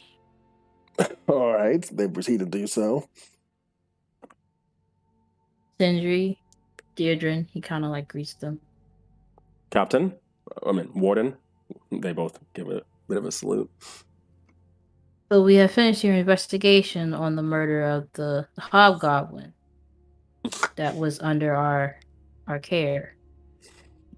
Deirdre doesn't really make a face or anything. Sindri kind of like glances around for a bit, and Deirdre says, "I didn't know there was an investigation into that matter."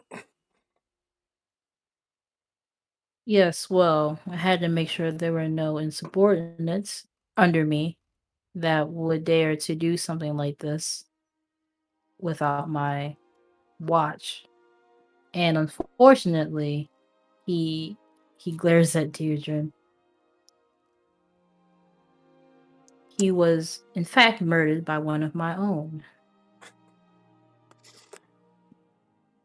Deirdre does not respond at all, but you see that his eye is kind of hardened in a way as he stares back at you. You had no right to kill a prisoner under our watch. Not at all. After what he said, I'm assuming you learned what he said that caused it in the first place. I'm aware. And while he shouldn't have said that, and he might have deserved a beating, that doesn't mean he deserved to be killed. Especially when we could have gotten information from him. Important information that would have helped Leowin. It's not like that. Anything that he had, we probably wouldn't have needed compared to the flame guard that we got our hands on. You don't get to decide what information we do and don't need.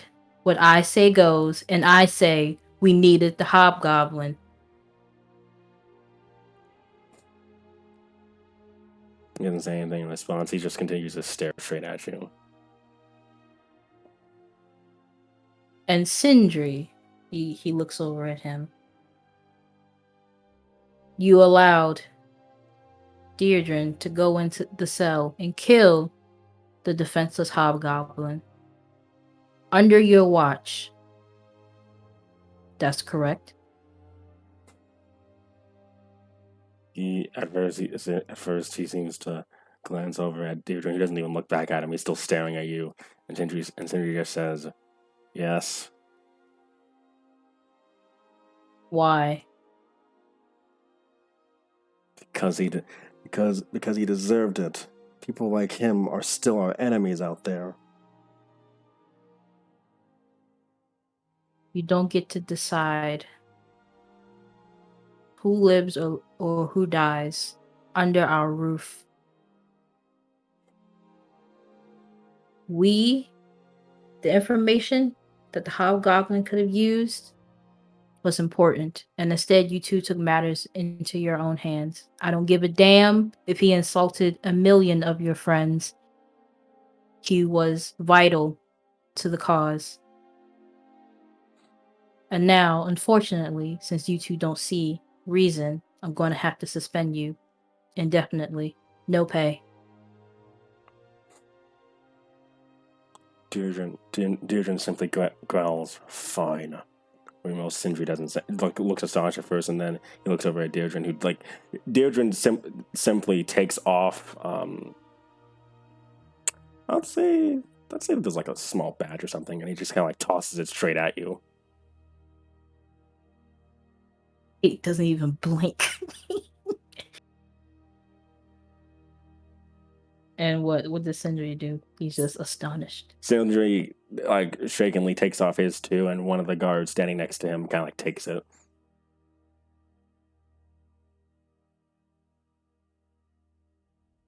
You will not be allowed back into duty until I say, however long that would be. Understood? They both nod. Now, get out of my sight. Sindri shakenly walks away, and Deirdre immediately walks past, and you can actually feel the heat radiating off him as he walks past. He's definitely pissed. And while they leave, he kind of like gives an announcement to the other guards. If anyone messes with my authority, you will suffer a worse fate than they will. Understood? Sir, yes, sir. All of them say as they stand up straight. All right. Now go back to your post. And I'm out of here. I don't know where to go. As the guards all are dismissed, Leo Brown Spice, the chief enforcer, kind of like who is nearby, kind of like steps forward. And here I thought you were about to arrest them. I should have, but it's better to have them be suspended. Well, Sindri will most likely be scared half to death after that. I doubt he'll keep that mentality of his any further. He seems like a bit of a follower from the way he was acting. Definitely a follower. Unacceptable. Deirdre, on the other hand, is the one that I'm more worried about. Could I tell that he was kind of pissed? Oh yeah, he was. Oh yeah, the fact that he was just staring straight at you, and he was from the way he was acting, he probably entered that survivor mentality that he's been named for at this point. Seeing, like, basically kind of like almost seeing you as a threat, but like not like to the point where he fights you, but more like he was just angry at you. So yeah, you could definitely tell. Although maybe you should dispatch one of the men, keep an eye on Deirdre, especially since he killed someone in cold blood. I would think. Well, if he's off duty from now on, then Leonardo could no doubt look after him, could keep him around at this point. I think that's probably the one thing that'll probably keep him sane now. So, though, Right. to be quite frank, I'm glad you didn't arrest him, because that would have been quite a situation to deal with. Let's be honest here. There's still quite a few people in this town who probably agree with Diogen's mentality, and we don't need to give them any more of a voice than they need right now. That is true. Hopefully Diogen sees reason, but if he doesn't, well, at least he still has Leonardo to look after him. Hopefully. If he gets his act together, then maybe he can come back.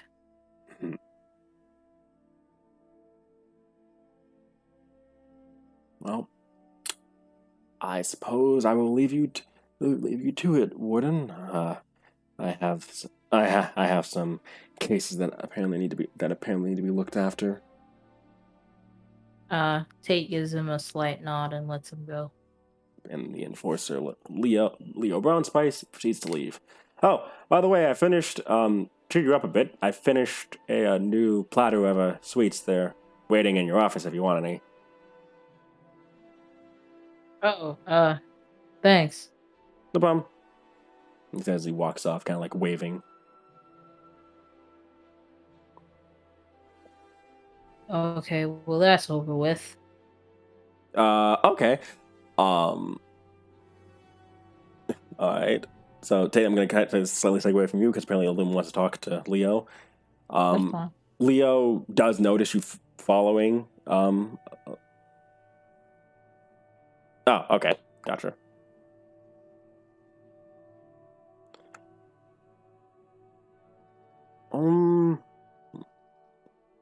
Later on, Thrin does ask to speak with you guys. Since he's back. Everybody? Since he's back home now, basically. Okay. All right. As I said before, just to remind you guys, for him, it's been 3 decades since he's seen you, since time fluctuates differently where he was. He looks slightly older. He now has a flower crown on his head, apparently. And he's wearing Ares' robes, purple and red with like a purple interior.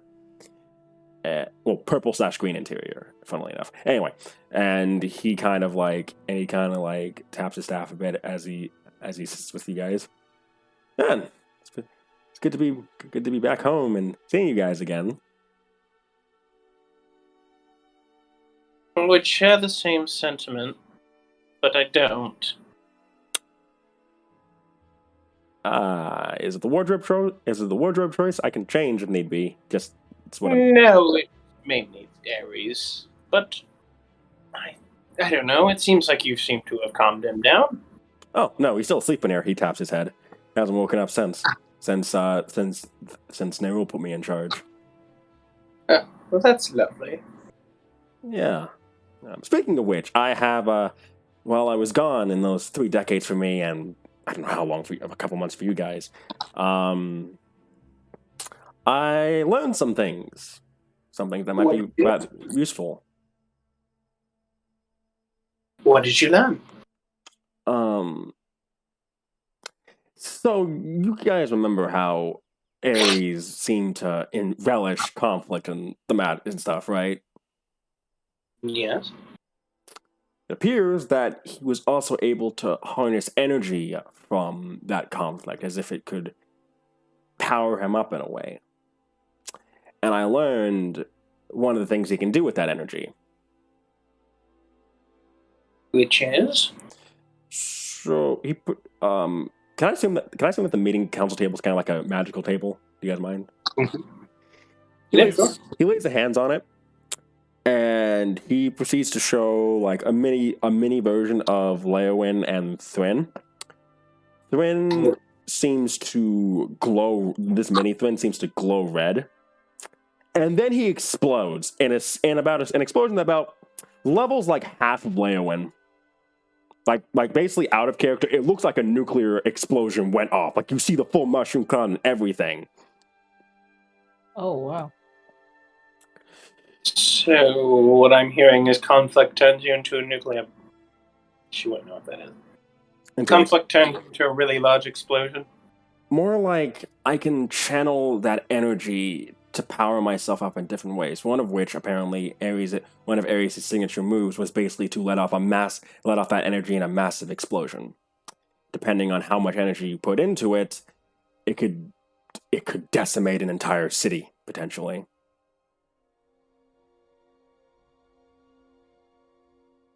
Of course, because Ares had enhanced regeneration and because I share that quality, we can't, since I share that quality now, we can't die from this. From what I gather, there is a version of this blast that could destroy both me and him, but it would destroy our souls in the process, basically killing us both permanently, with no chance of resurrection. So yeah, and Alar kind of says, so you're telling us that you're basically a bomb. I can be, yes. I mean, that might come in handy. I can control how much energy I let out. I can't do it on this scale, mind you. I'm not that in tune with Ares' abilities yet. He's still locking me out of certain things, but I can do it to some degree. If I were to fire it off now, I could decimate maybe an army or two.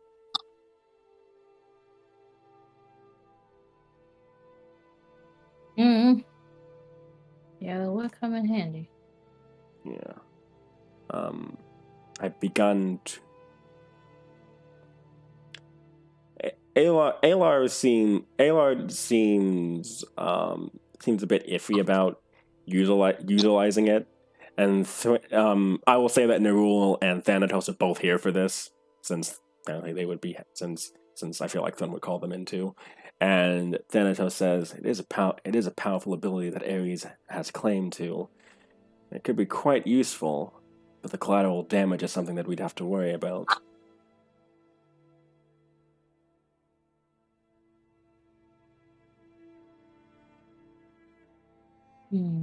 Well, at most I'd want to consider this observation. At the most I'd want to consider this, but in all honesty, I don't ever want to use something like this. Same, Alar says.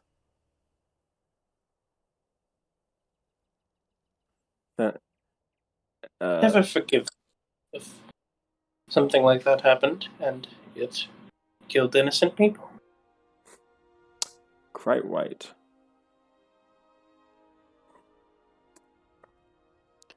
Then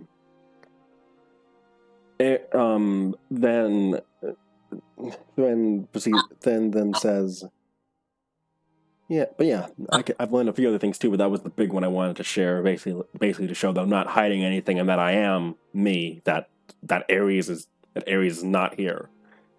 Since Ares would never tell you about things like that. I could use some good news.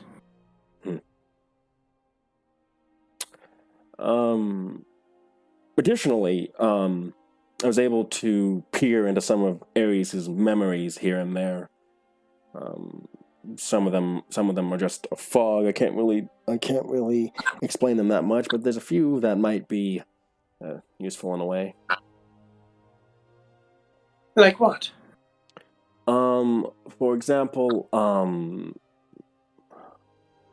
okay, so I know one of the Eternals that's on Ares' side now. That's basically been following him around and keeping him safe. All right. He goes by the name of Tyr, I believe. And you see Thanatos immediately freeze when he hears that. Alright, who is Tyr? Thanatos sighs. Tyr would happen to be one of the... Tyr is an Eternal that is on par in Ares in terms of strength. On top of that, on top of that, he's one of the most justice-driven Eternals that I've ever had the unfortunate meeting. In tears with who? Sparrow. Oh, lovely. Tyr was assigned to. Tyr fled with Sparrow after the whole fall thing.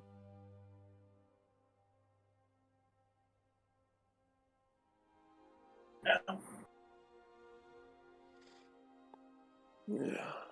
Wonderful. Lovely. Why did it have to be him?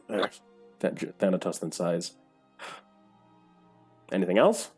Oh, well, I've been hearing word about this usurper, related to Umayeg.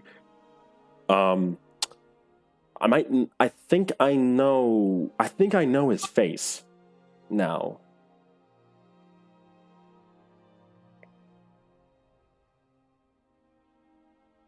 Really? Yes? From what I gather, Sparrow's been grooming the usurper for a while to eventually take over Umayeg. I don't think he especially liked the king and queen that much. Similar to how he was grooming Alar to be the sorcerer king. Oh, don't remind me of that. He's trying to make another sorcerer king, huh? In a way, it's spotty. All I know is his face and some of the details.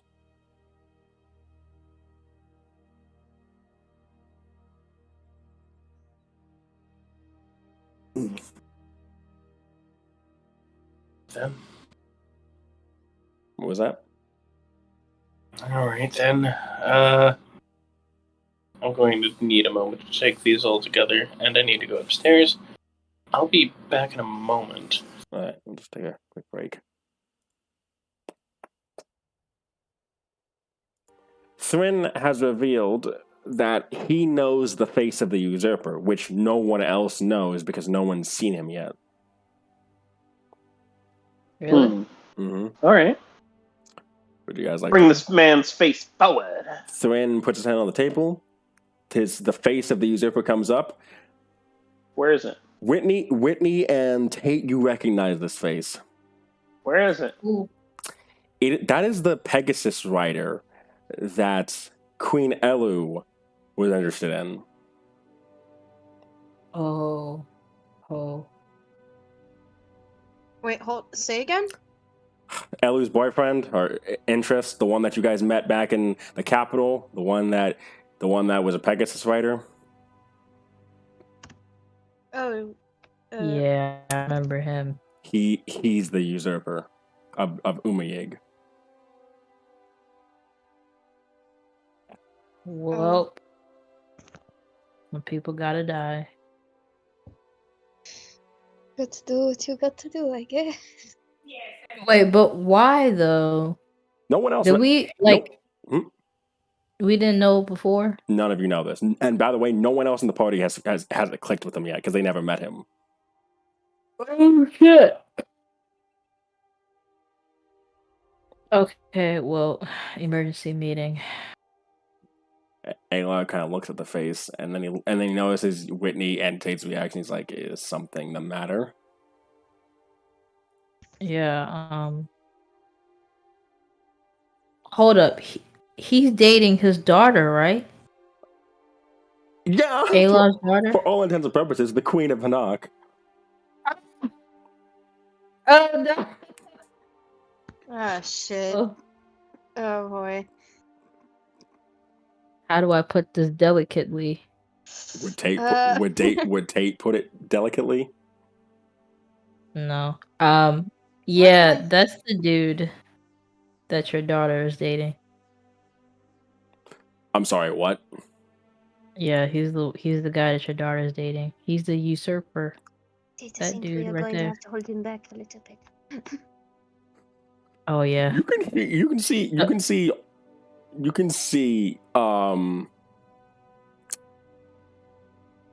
Alar just like it takes him like a good 10 minutes to register what you just said. 10 minutes. Damn. I'm exaggerating 1 minute. It takes him like a minute to. It takes him like a minute to like process what you just said, and he's just like, While he's processing, I'm gonna latch onto him, and if he tries to like bolt towards him or attack, I'm gonna like. he's not gonna attack Tate. He's just. Not Tate. I mean the boyfriend. He's not there. Remember? Oh, okay. Yeah. Supposedly, as far as you guys know, he's with the queen in the capital or wherever she is. So he's just kind of like.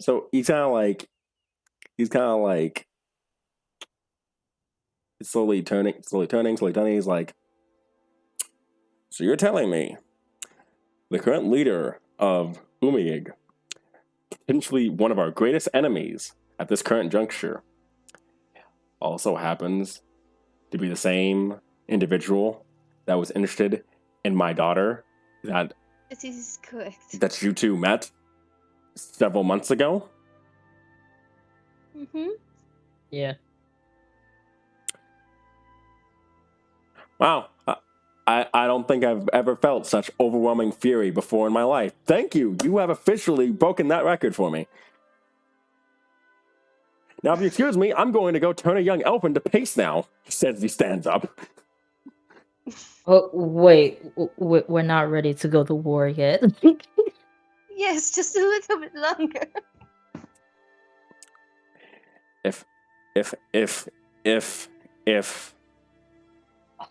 If Leah comes through, I could quite literally summon a meteor down on the capital of Umiyig if need be. How about we try a different approach? Maybe talk to your daughter. He takes several deep breaths, sits back down. Yeah, that sounds good. That sounds great. Do I need to get you anything? Nope. I'm absolutely positively fine. How about a calm down? Anyway, you're not fine. No, I'm not fine. I'm not fine. I'm actually absolutely livid. Slowly shoves a calm down cookie in his direction. Calm down, cookie. Well, we're not going to solve our problems. Looking around for him and trying to turn him into paste. His eyes are glowing, are basically burning blue at this point, and he's taking several deep breaths, listening to you guys, and his eyes suddenly turn back to gold. Okay. I'm officially in need of a hug? Yes, but Huggies. I will be fine. Hug your man. I will be Hug fine. your man. I would assume He says he's fine. I would assume Cixan would hug him anyway after he says yes. Okay, yeah, sure. That helps him calm down even more. He hugs you back. And he says, all right, I am calm enough now to have an adult conversation. Thwin kind of like takes his hand slowly off the table, getting rid of the face. Yeah, so yeah.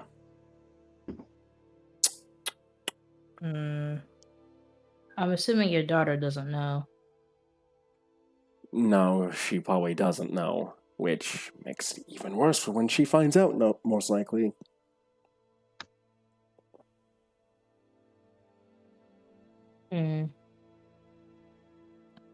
Maybe we can tell her, but make her pretend that she doesn't know.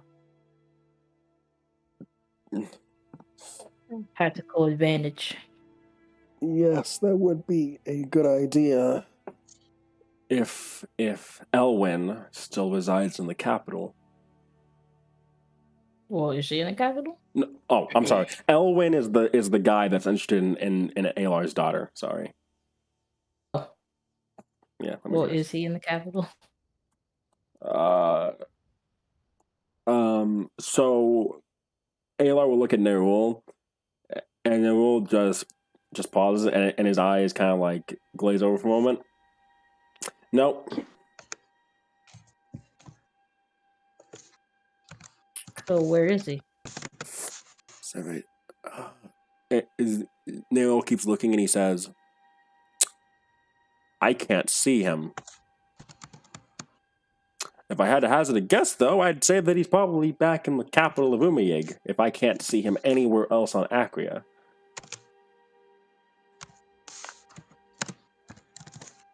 Which means that he has something protecting him that the shadows can't peer through. That is the first time that has ever happened.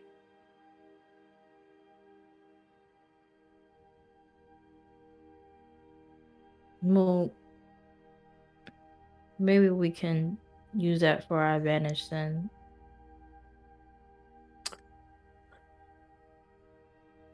So is it the entire council here or player council? Well, I guess let's just say for this type of information, maybe the entire council. All right. Zarn snaps and he sits up. Okay, hear me out. We could use it. We could use this to make it look like we're the ones slighted when we go to war with them.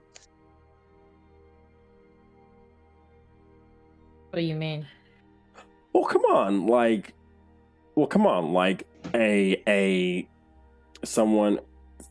this elven traitor basically charms his way into the royal family and basically keeps them busy while he proceeds to take over one of the greatest enemies of the South, and is probably going to use that to attack us later. I mean, we can make it look like technically speaking that we've been already injured in a way or slighted. How? Like I said, basically, he's already been using subterfuge to manipulate us manipulate us into a false sense of security. So that way he could take over the South and then proceed to attack us with it. Yeah, but I'm saying, how could he do that unless he's using Alar's daughter to do that? I mean, that's basically what I'm arguing. Like, basically, the queen, instead of being focused on matters outside Anog, is more focused on Loverboy over there, and Alar just says, as Zarn keeps trying to explain, Alar just says, so basically, you want to say that my daughter was incompetent as a way to declare war on Umayeg. Well, I was gonna say it in nicer terms, but yeah, basically.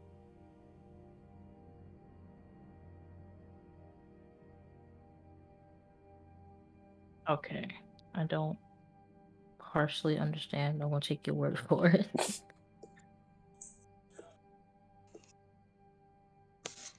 That could work, I guess. Because, I mean, how ready are we to fight? Zarn asks. Because technically speaking, this usurper took over, and supposedly everybody loves him, but it's still going to take time to rebuild Umayeg around him in a way.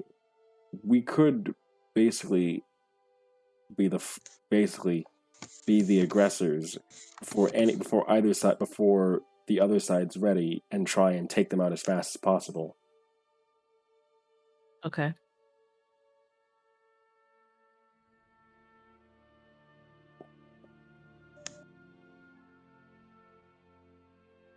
Does the loom actually say use the bomb?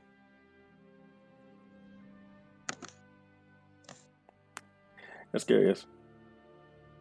Okay. Finn sits up and says, I mean, I don't know if we're ready for that level of warfare yet.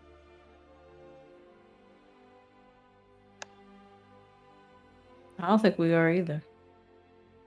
No.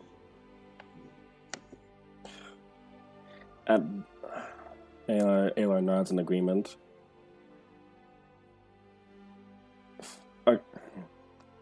And I'm still learning. And even with the tactical mind that I'm able to siphon off, it's like, God, it's gonna be a while before we can actually go to war with them.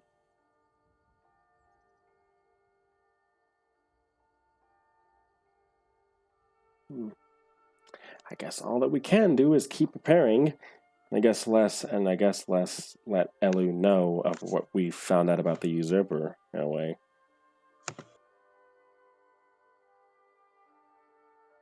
Okay. So who wants to be the one to break it to the? Who wants to be the one to break it to the Silver Queen? Guys, I don't. Thrin says. We might be cousins technically. I mean, we might be siblings technically, but I'd rather not. Who is the softest person in here to talk about that? I know. Whitney. Oh, Loom? Okay. Oh, Loom is honest. Wait. Oh, okay. Loom is honest. I think Whitney should go too. Oh. So what am I telling? You're going What to am I tell. telling? You're going to tell her that that the person that she's interested in is actually the usurper of Umayig, and that he's going to declare war on them at some point. Okay. All right. And what do you think she will react when I say this?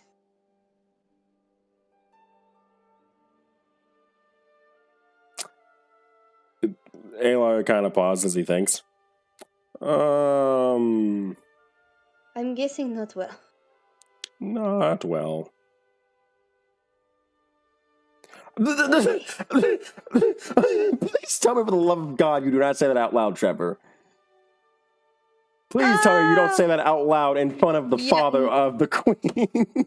Jesus Christ, dude. No, I'm just asking because it'd be so fucking funny if you did say that in front of Aeon. I just want to double check. Okay. Okay.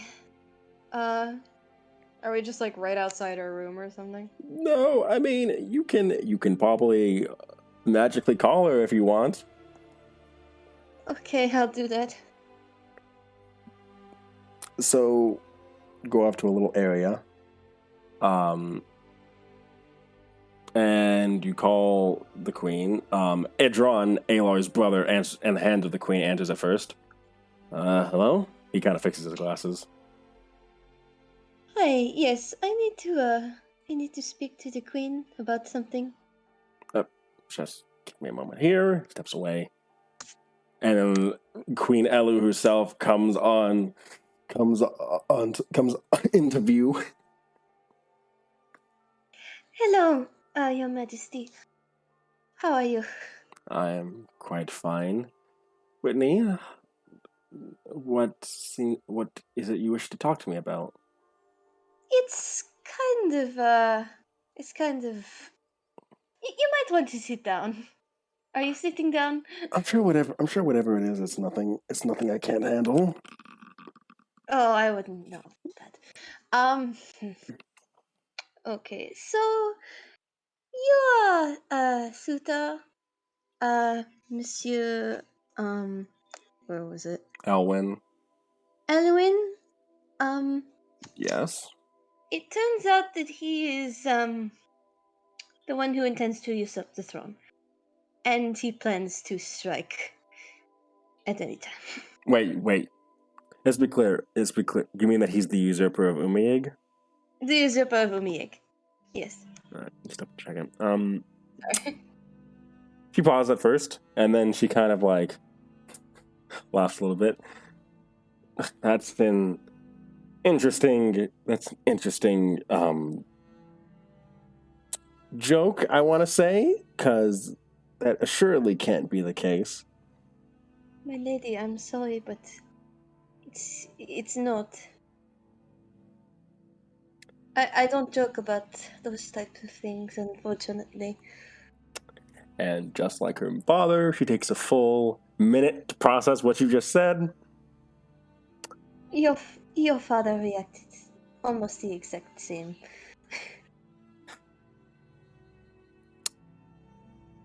I have to go, she simply says, before the connection just ends. Wait, my lady, I want to send you some Oh, never mind. Tate, we need to ship some cookies to her palace. Alright. As you return to the party. So she did not take it well. I am sure. Alar says as he rubbed two hands over his face.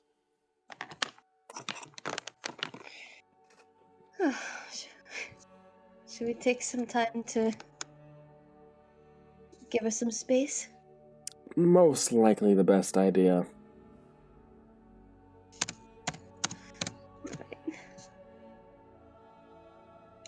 When she's okay again, she'll have a fury that even I won't want to deal with.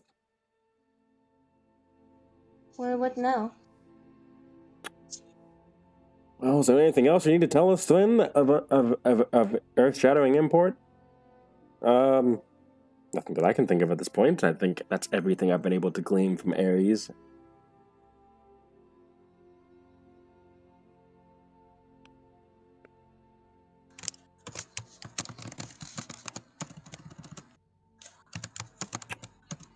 Well, Yes. were you going to say something, Car? No, no, I'm just agreeing. Okay.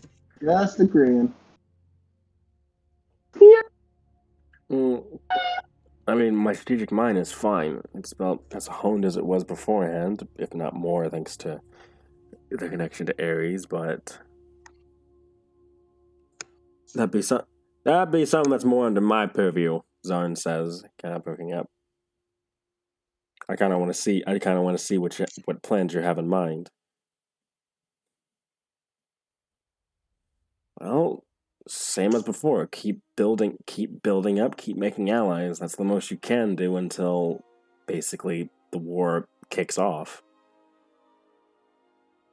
Everything we've been doing thus far in preparation is about the best we can do.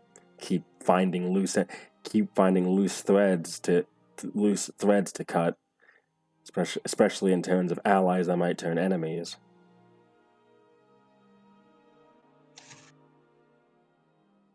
Oh, I guess last thing I can say is that it'll probably be easier for you guys to figure out who's more likely to betray you than not, because Sorry. thanks to Ares' I guess way with people, he was able to read them a lot easier.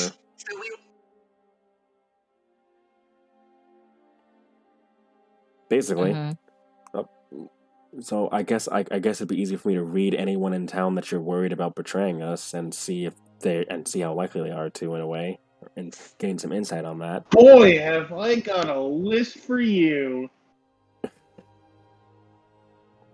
But a preemptive skirmish is basically more likely to tip the balance in their favor at this current juncture, perhaps, because we're not ready to preemptively strike at them, and we have. I am not touching. Oh, sorry.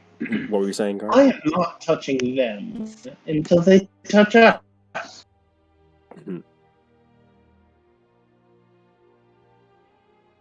By all means, they can take the first draw. Damn. That is. Yeah. On that note, I guess that I'll be going now. If there's nothing else you guys need from me, I have to go see Fenris. The best of luck on your travels. Well, I'll still be around. Just say my name and I'll show up. Thrin gives a bit of a two-fingered salute, and then he leaves. A bit of humming to himself while twirling his staff.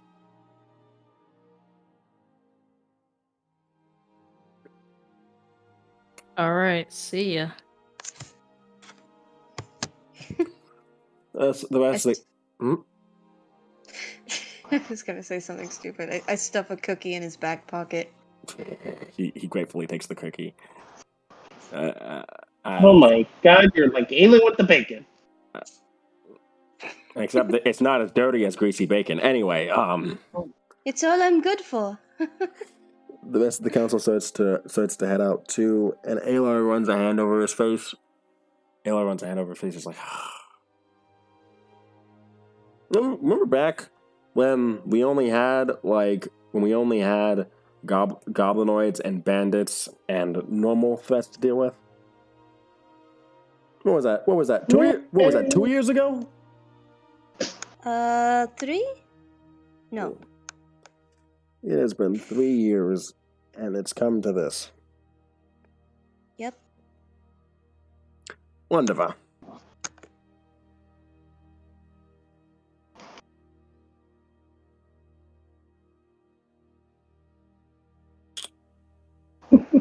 So what's next? For everyone?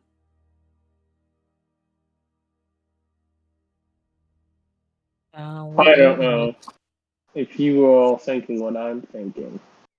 But shrimp, fried, rice. Oh my fucking god. No. Chef's actually kids. Oh my god. Memes aside, shrimp, fried rice. I could eat. I mean, Thrin's heading off with Fenris right now, but noted he'll. Is there anyone that wants to know if they're likely to, what side they're on at this point that Thrin could insight on? Oh yeah, I want to get the list. Oh my fucking god! Is there anyone Tate's still worried about? No, I think he talked to everyone he was worried about. All right. That I remember.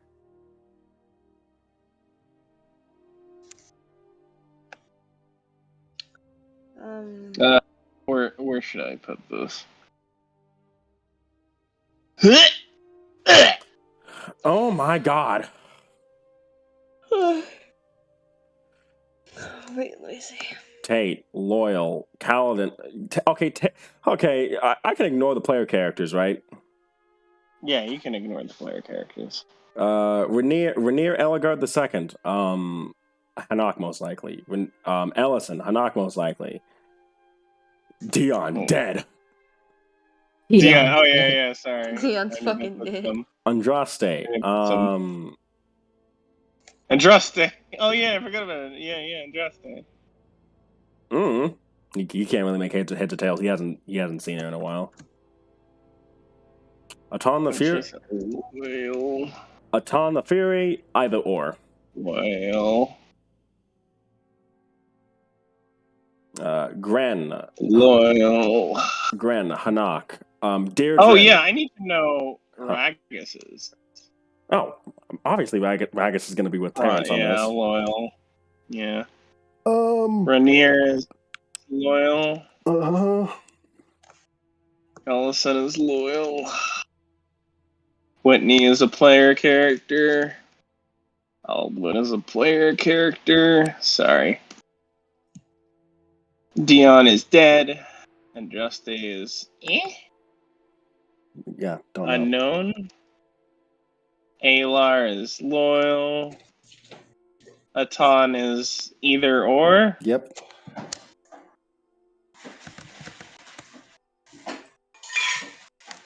Okay. Gren, loyal. Loyal.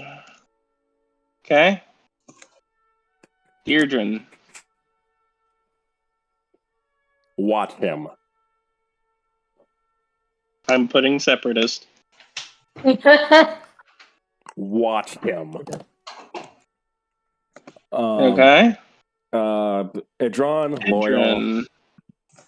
Loyal. Grail, loyal. Grimbosh, loyal. Okay. Nilua, loyal. Needs the dough, loyal. I gotta make sure, dude. Corey, loyal. Leah is loyal. Leanne, unknown. Lenato, if Deirdre goes, Lenato's following. I'm putting separatist for him right now. Then.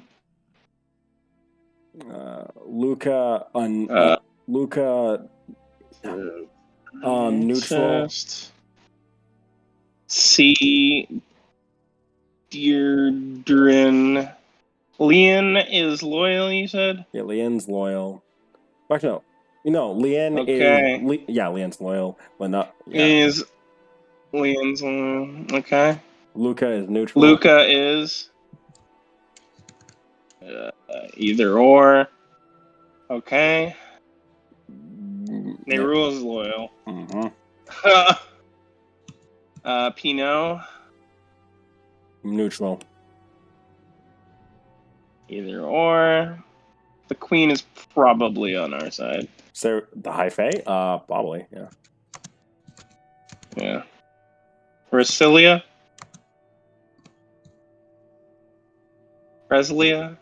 Reslia. Am I pronouncing that correct? I'm thinking. Yeah.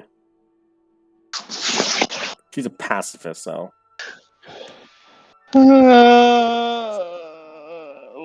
Loyal, but won't will she switch sides? That sounds like she'd switch sides. She wouldn't. She's a healer. She's out to help the most people. So that just depends on who convinces her more. So either or. Yeah.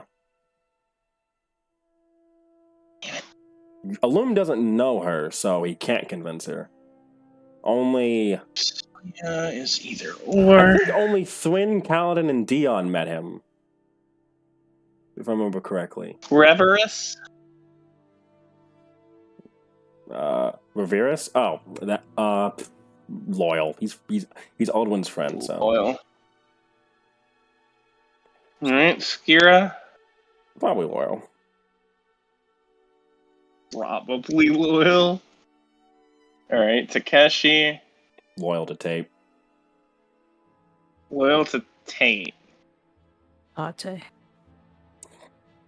Thwin. Okay. Thwin. Loyal. Watch.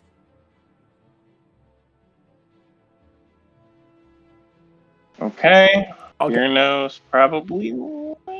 You going? Most likely. Also, Ares is not a factor because he's basically slumbering with inside Thwin. For all of his purposes, Ares is not there. Zarn depends on how the angel thing turns out. Right. Virno is loyal? Virno, yeah.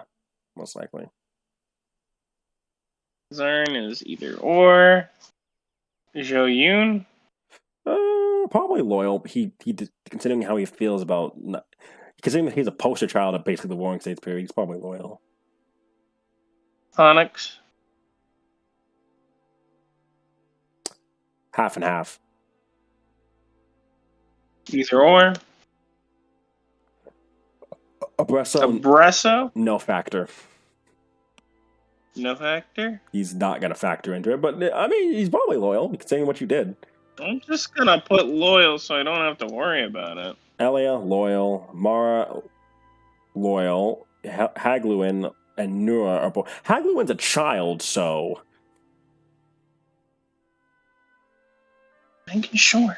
Nura is most likely loyal. Kisa depends on how his dwarf friend goes. So. Either or. That's everyone on this list. Oh my god. Okay, I'm gonna cut. Okay, I think it's good if I cut it here, right? Yeah. No. You're good. I don't have to do the other list yet. No, I'm cutting. I hope you guys have enjoyed. We'll see you next time. What the fuck? Well, next I'll just. What? Do you have anything else you want to do after this? Did you? I mean, we can do some Zarn things. We have. It's like an hour until midnight. I don't think you guys are gonna be fighting an angel in an hour. No. Yeah, no. Ain't no Watch way. me. Speed run. How do you isn't a video game. How do you speed run a D&D fight, bro? Just take really fast turns. You have to like actually have everything prepared beforehand. Blow square breaths. Blow square breaths. What kind of fuckery is this? Blow square breaths. Well, no. So I have. Okay. I mean, God, there was something else I was just thinking of. God. No more Arthur memes. No more Arthur memes. I will say. Okay, I'm gonna leave it off with this. Where is it? Hold on, I need to check something real quick. I need to check a DM for something. Where's that? There you are. Your mama. That's right. I'm your mama. Oh my god. I always think of that line, like when fucking Marceline's dad says it. That's right. I'm your mama. Who wears a dark suit is completely evil and is about to suck up all your souls. Your mama. Oh my god. It's fucking Before we go, just give me a second here. God damn it! Why does it keep grabbing that link and not the one I'm actually gonna get? Whatever, fine. Copy link, please. God, just please. Oh, champ.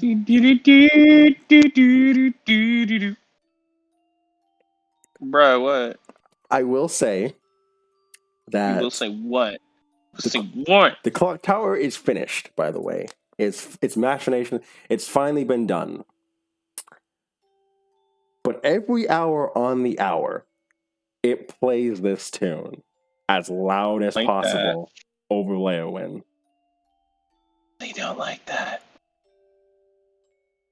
Roxy, I need comfort. And when some technicians go to try and find the sort, when they go in, they basically investigate, or rather, an Ayla goes to investigate. He returns to you guys with a drawing that he found inside the clock tower,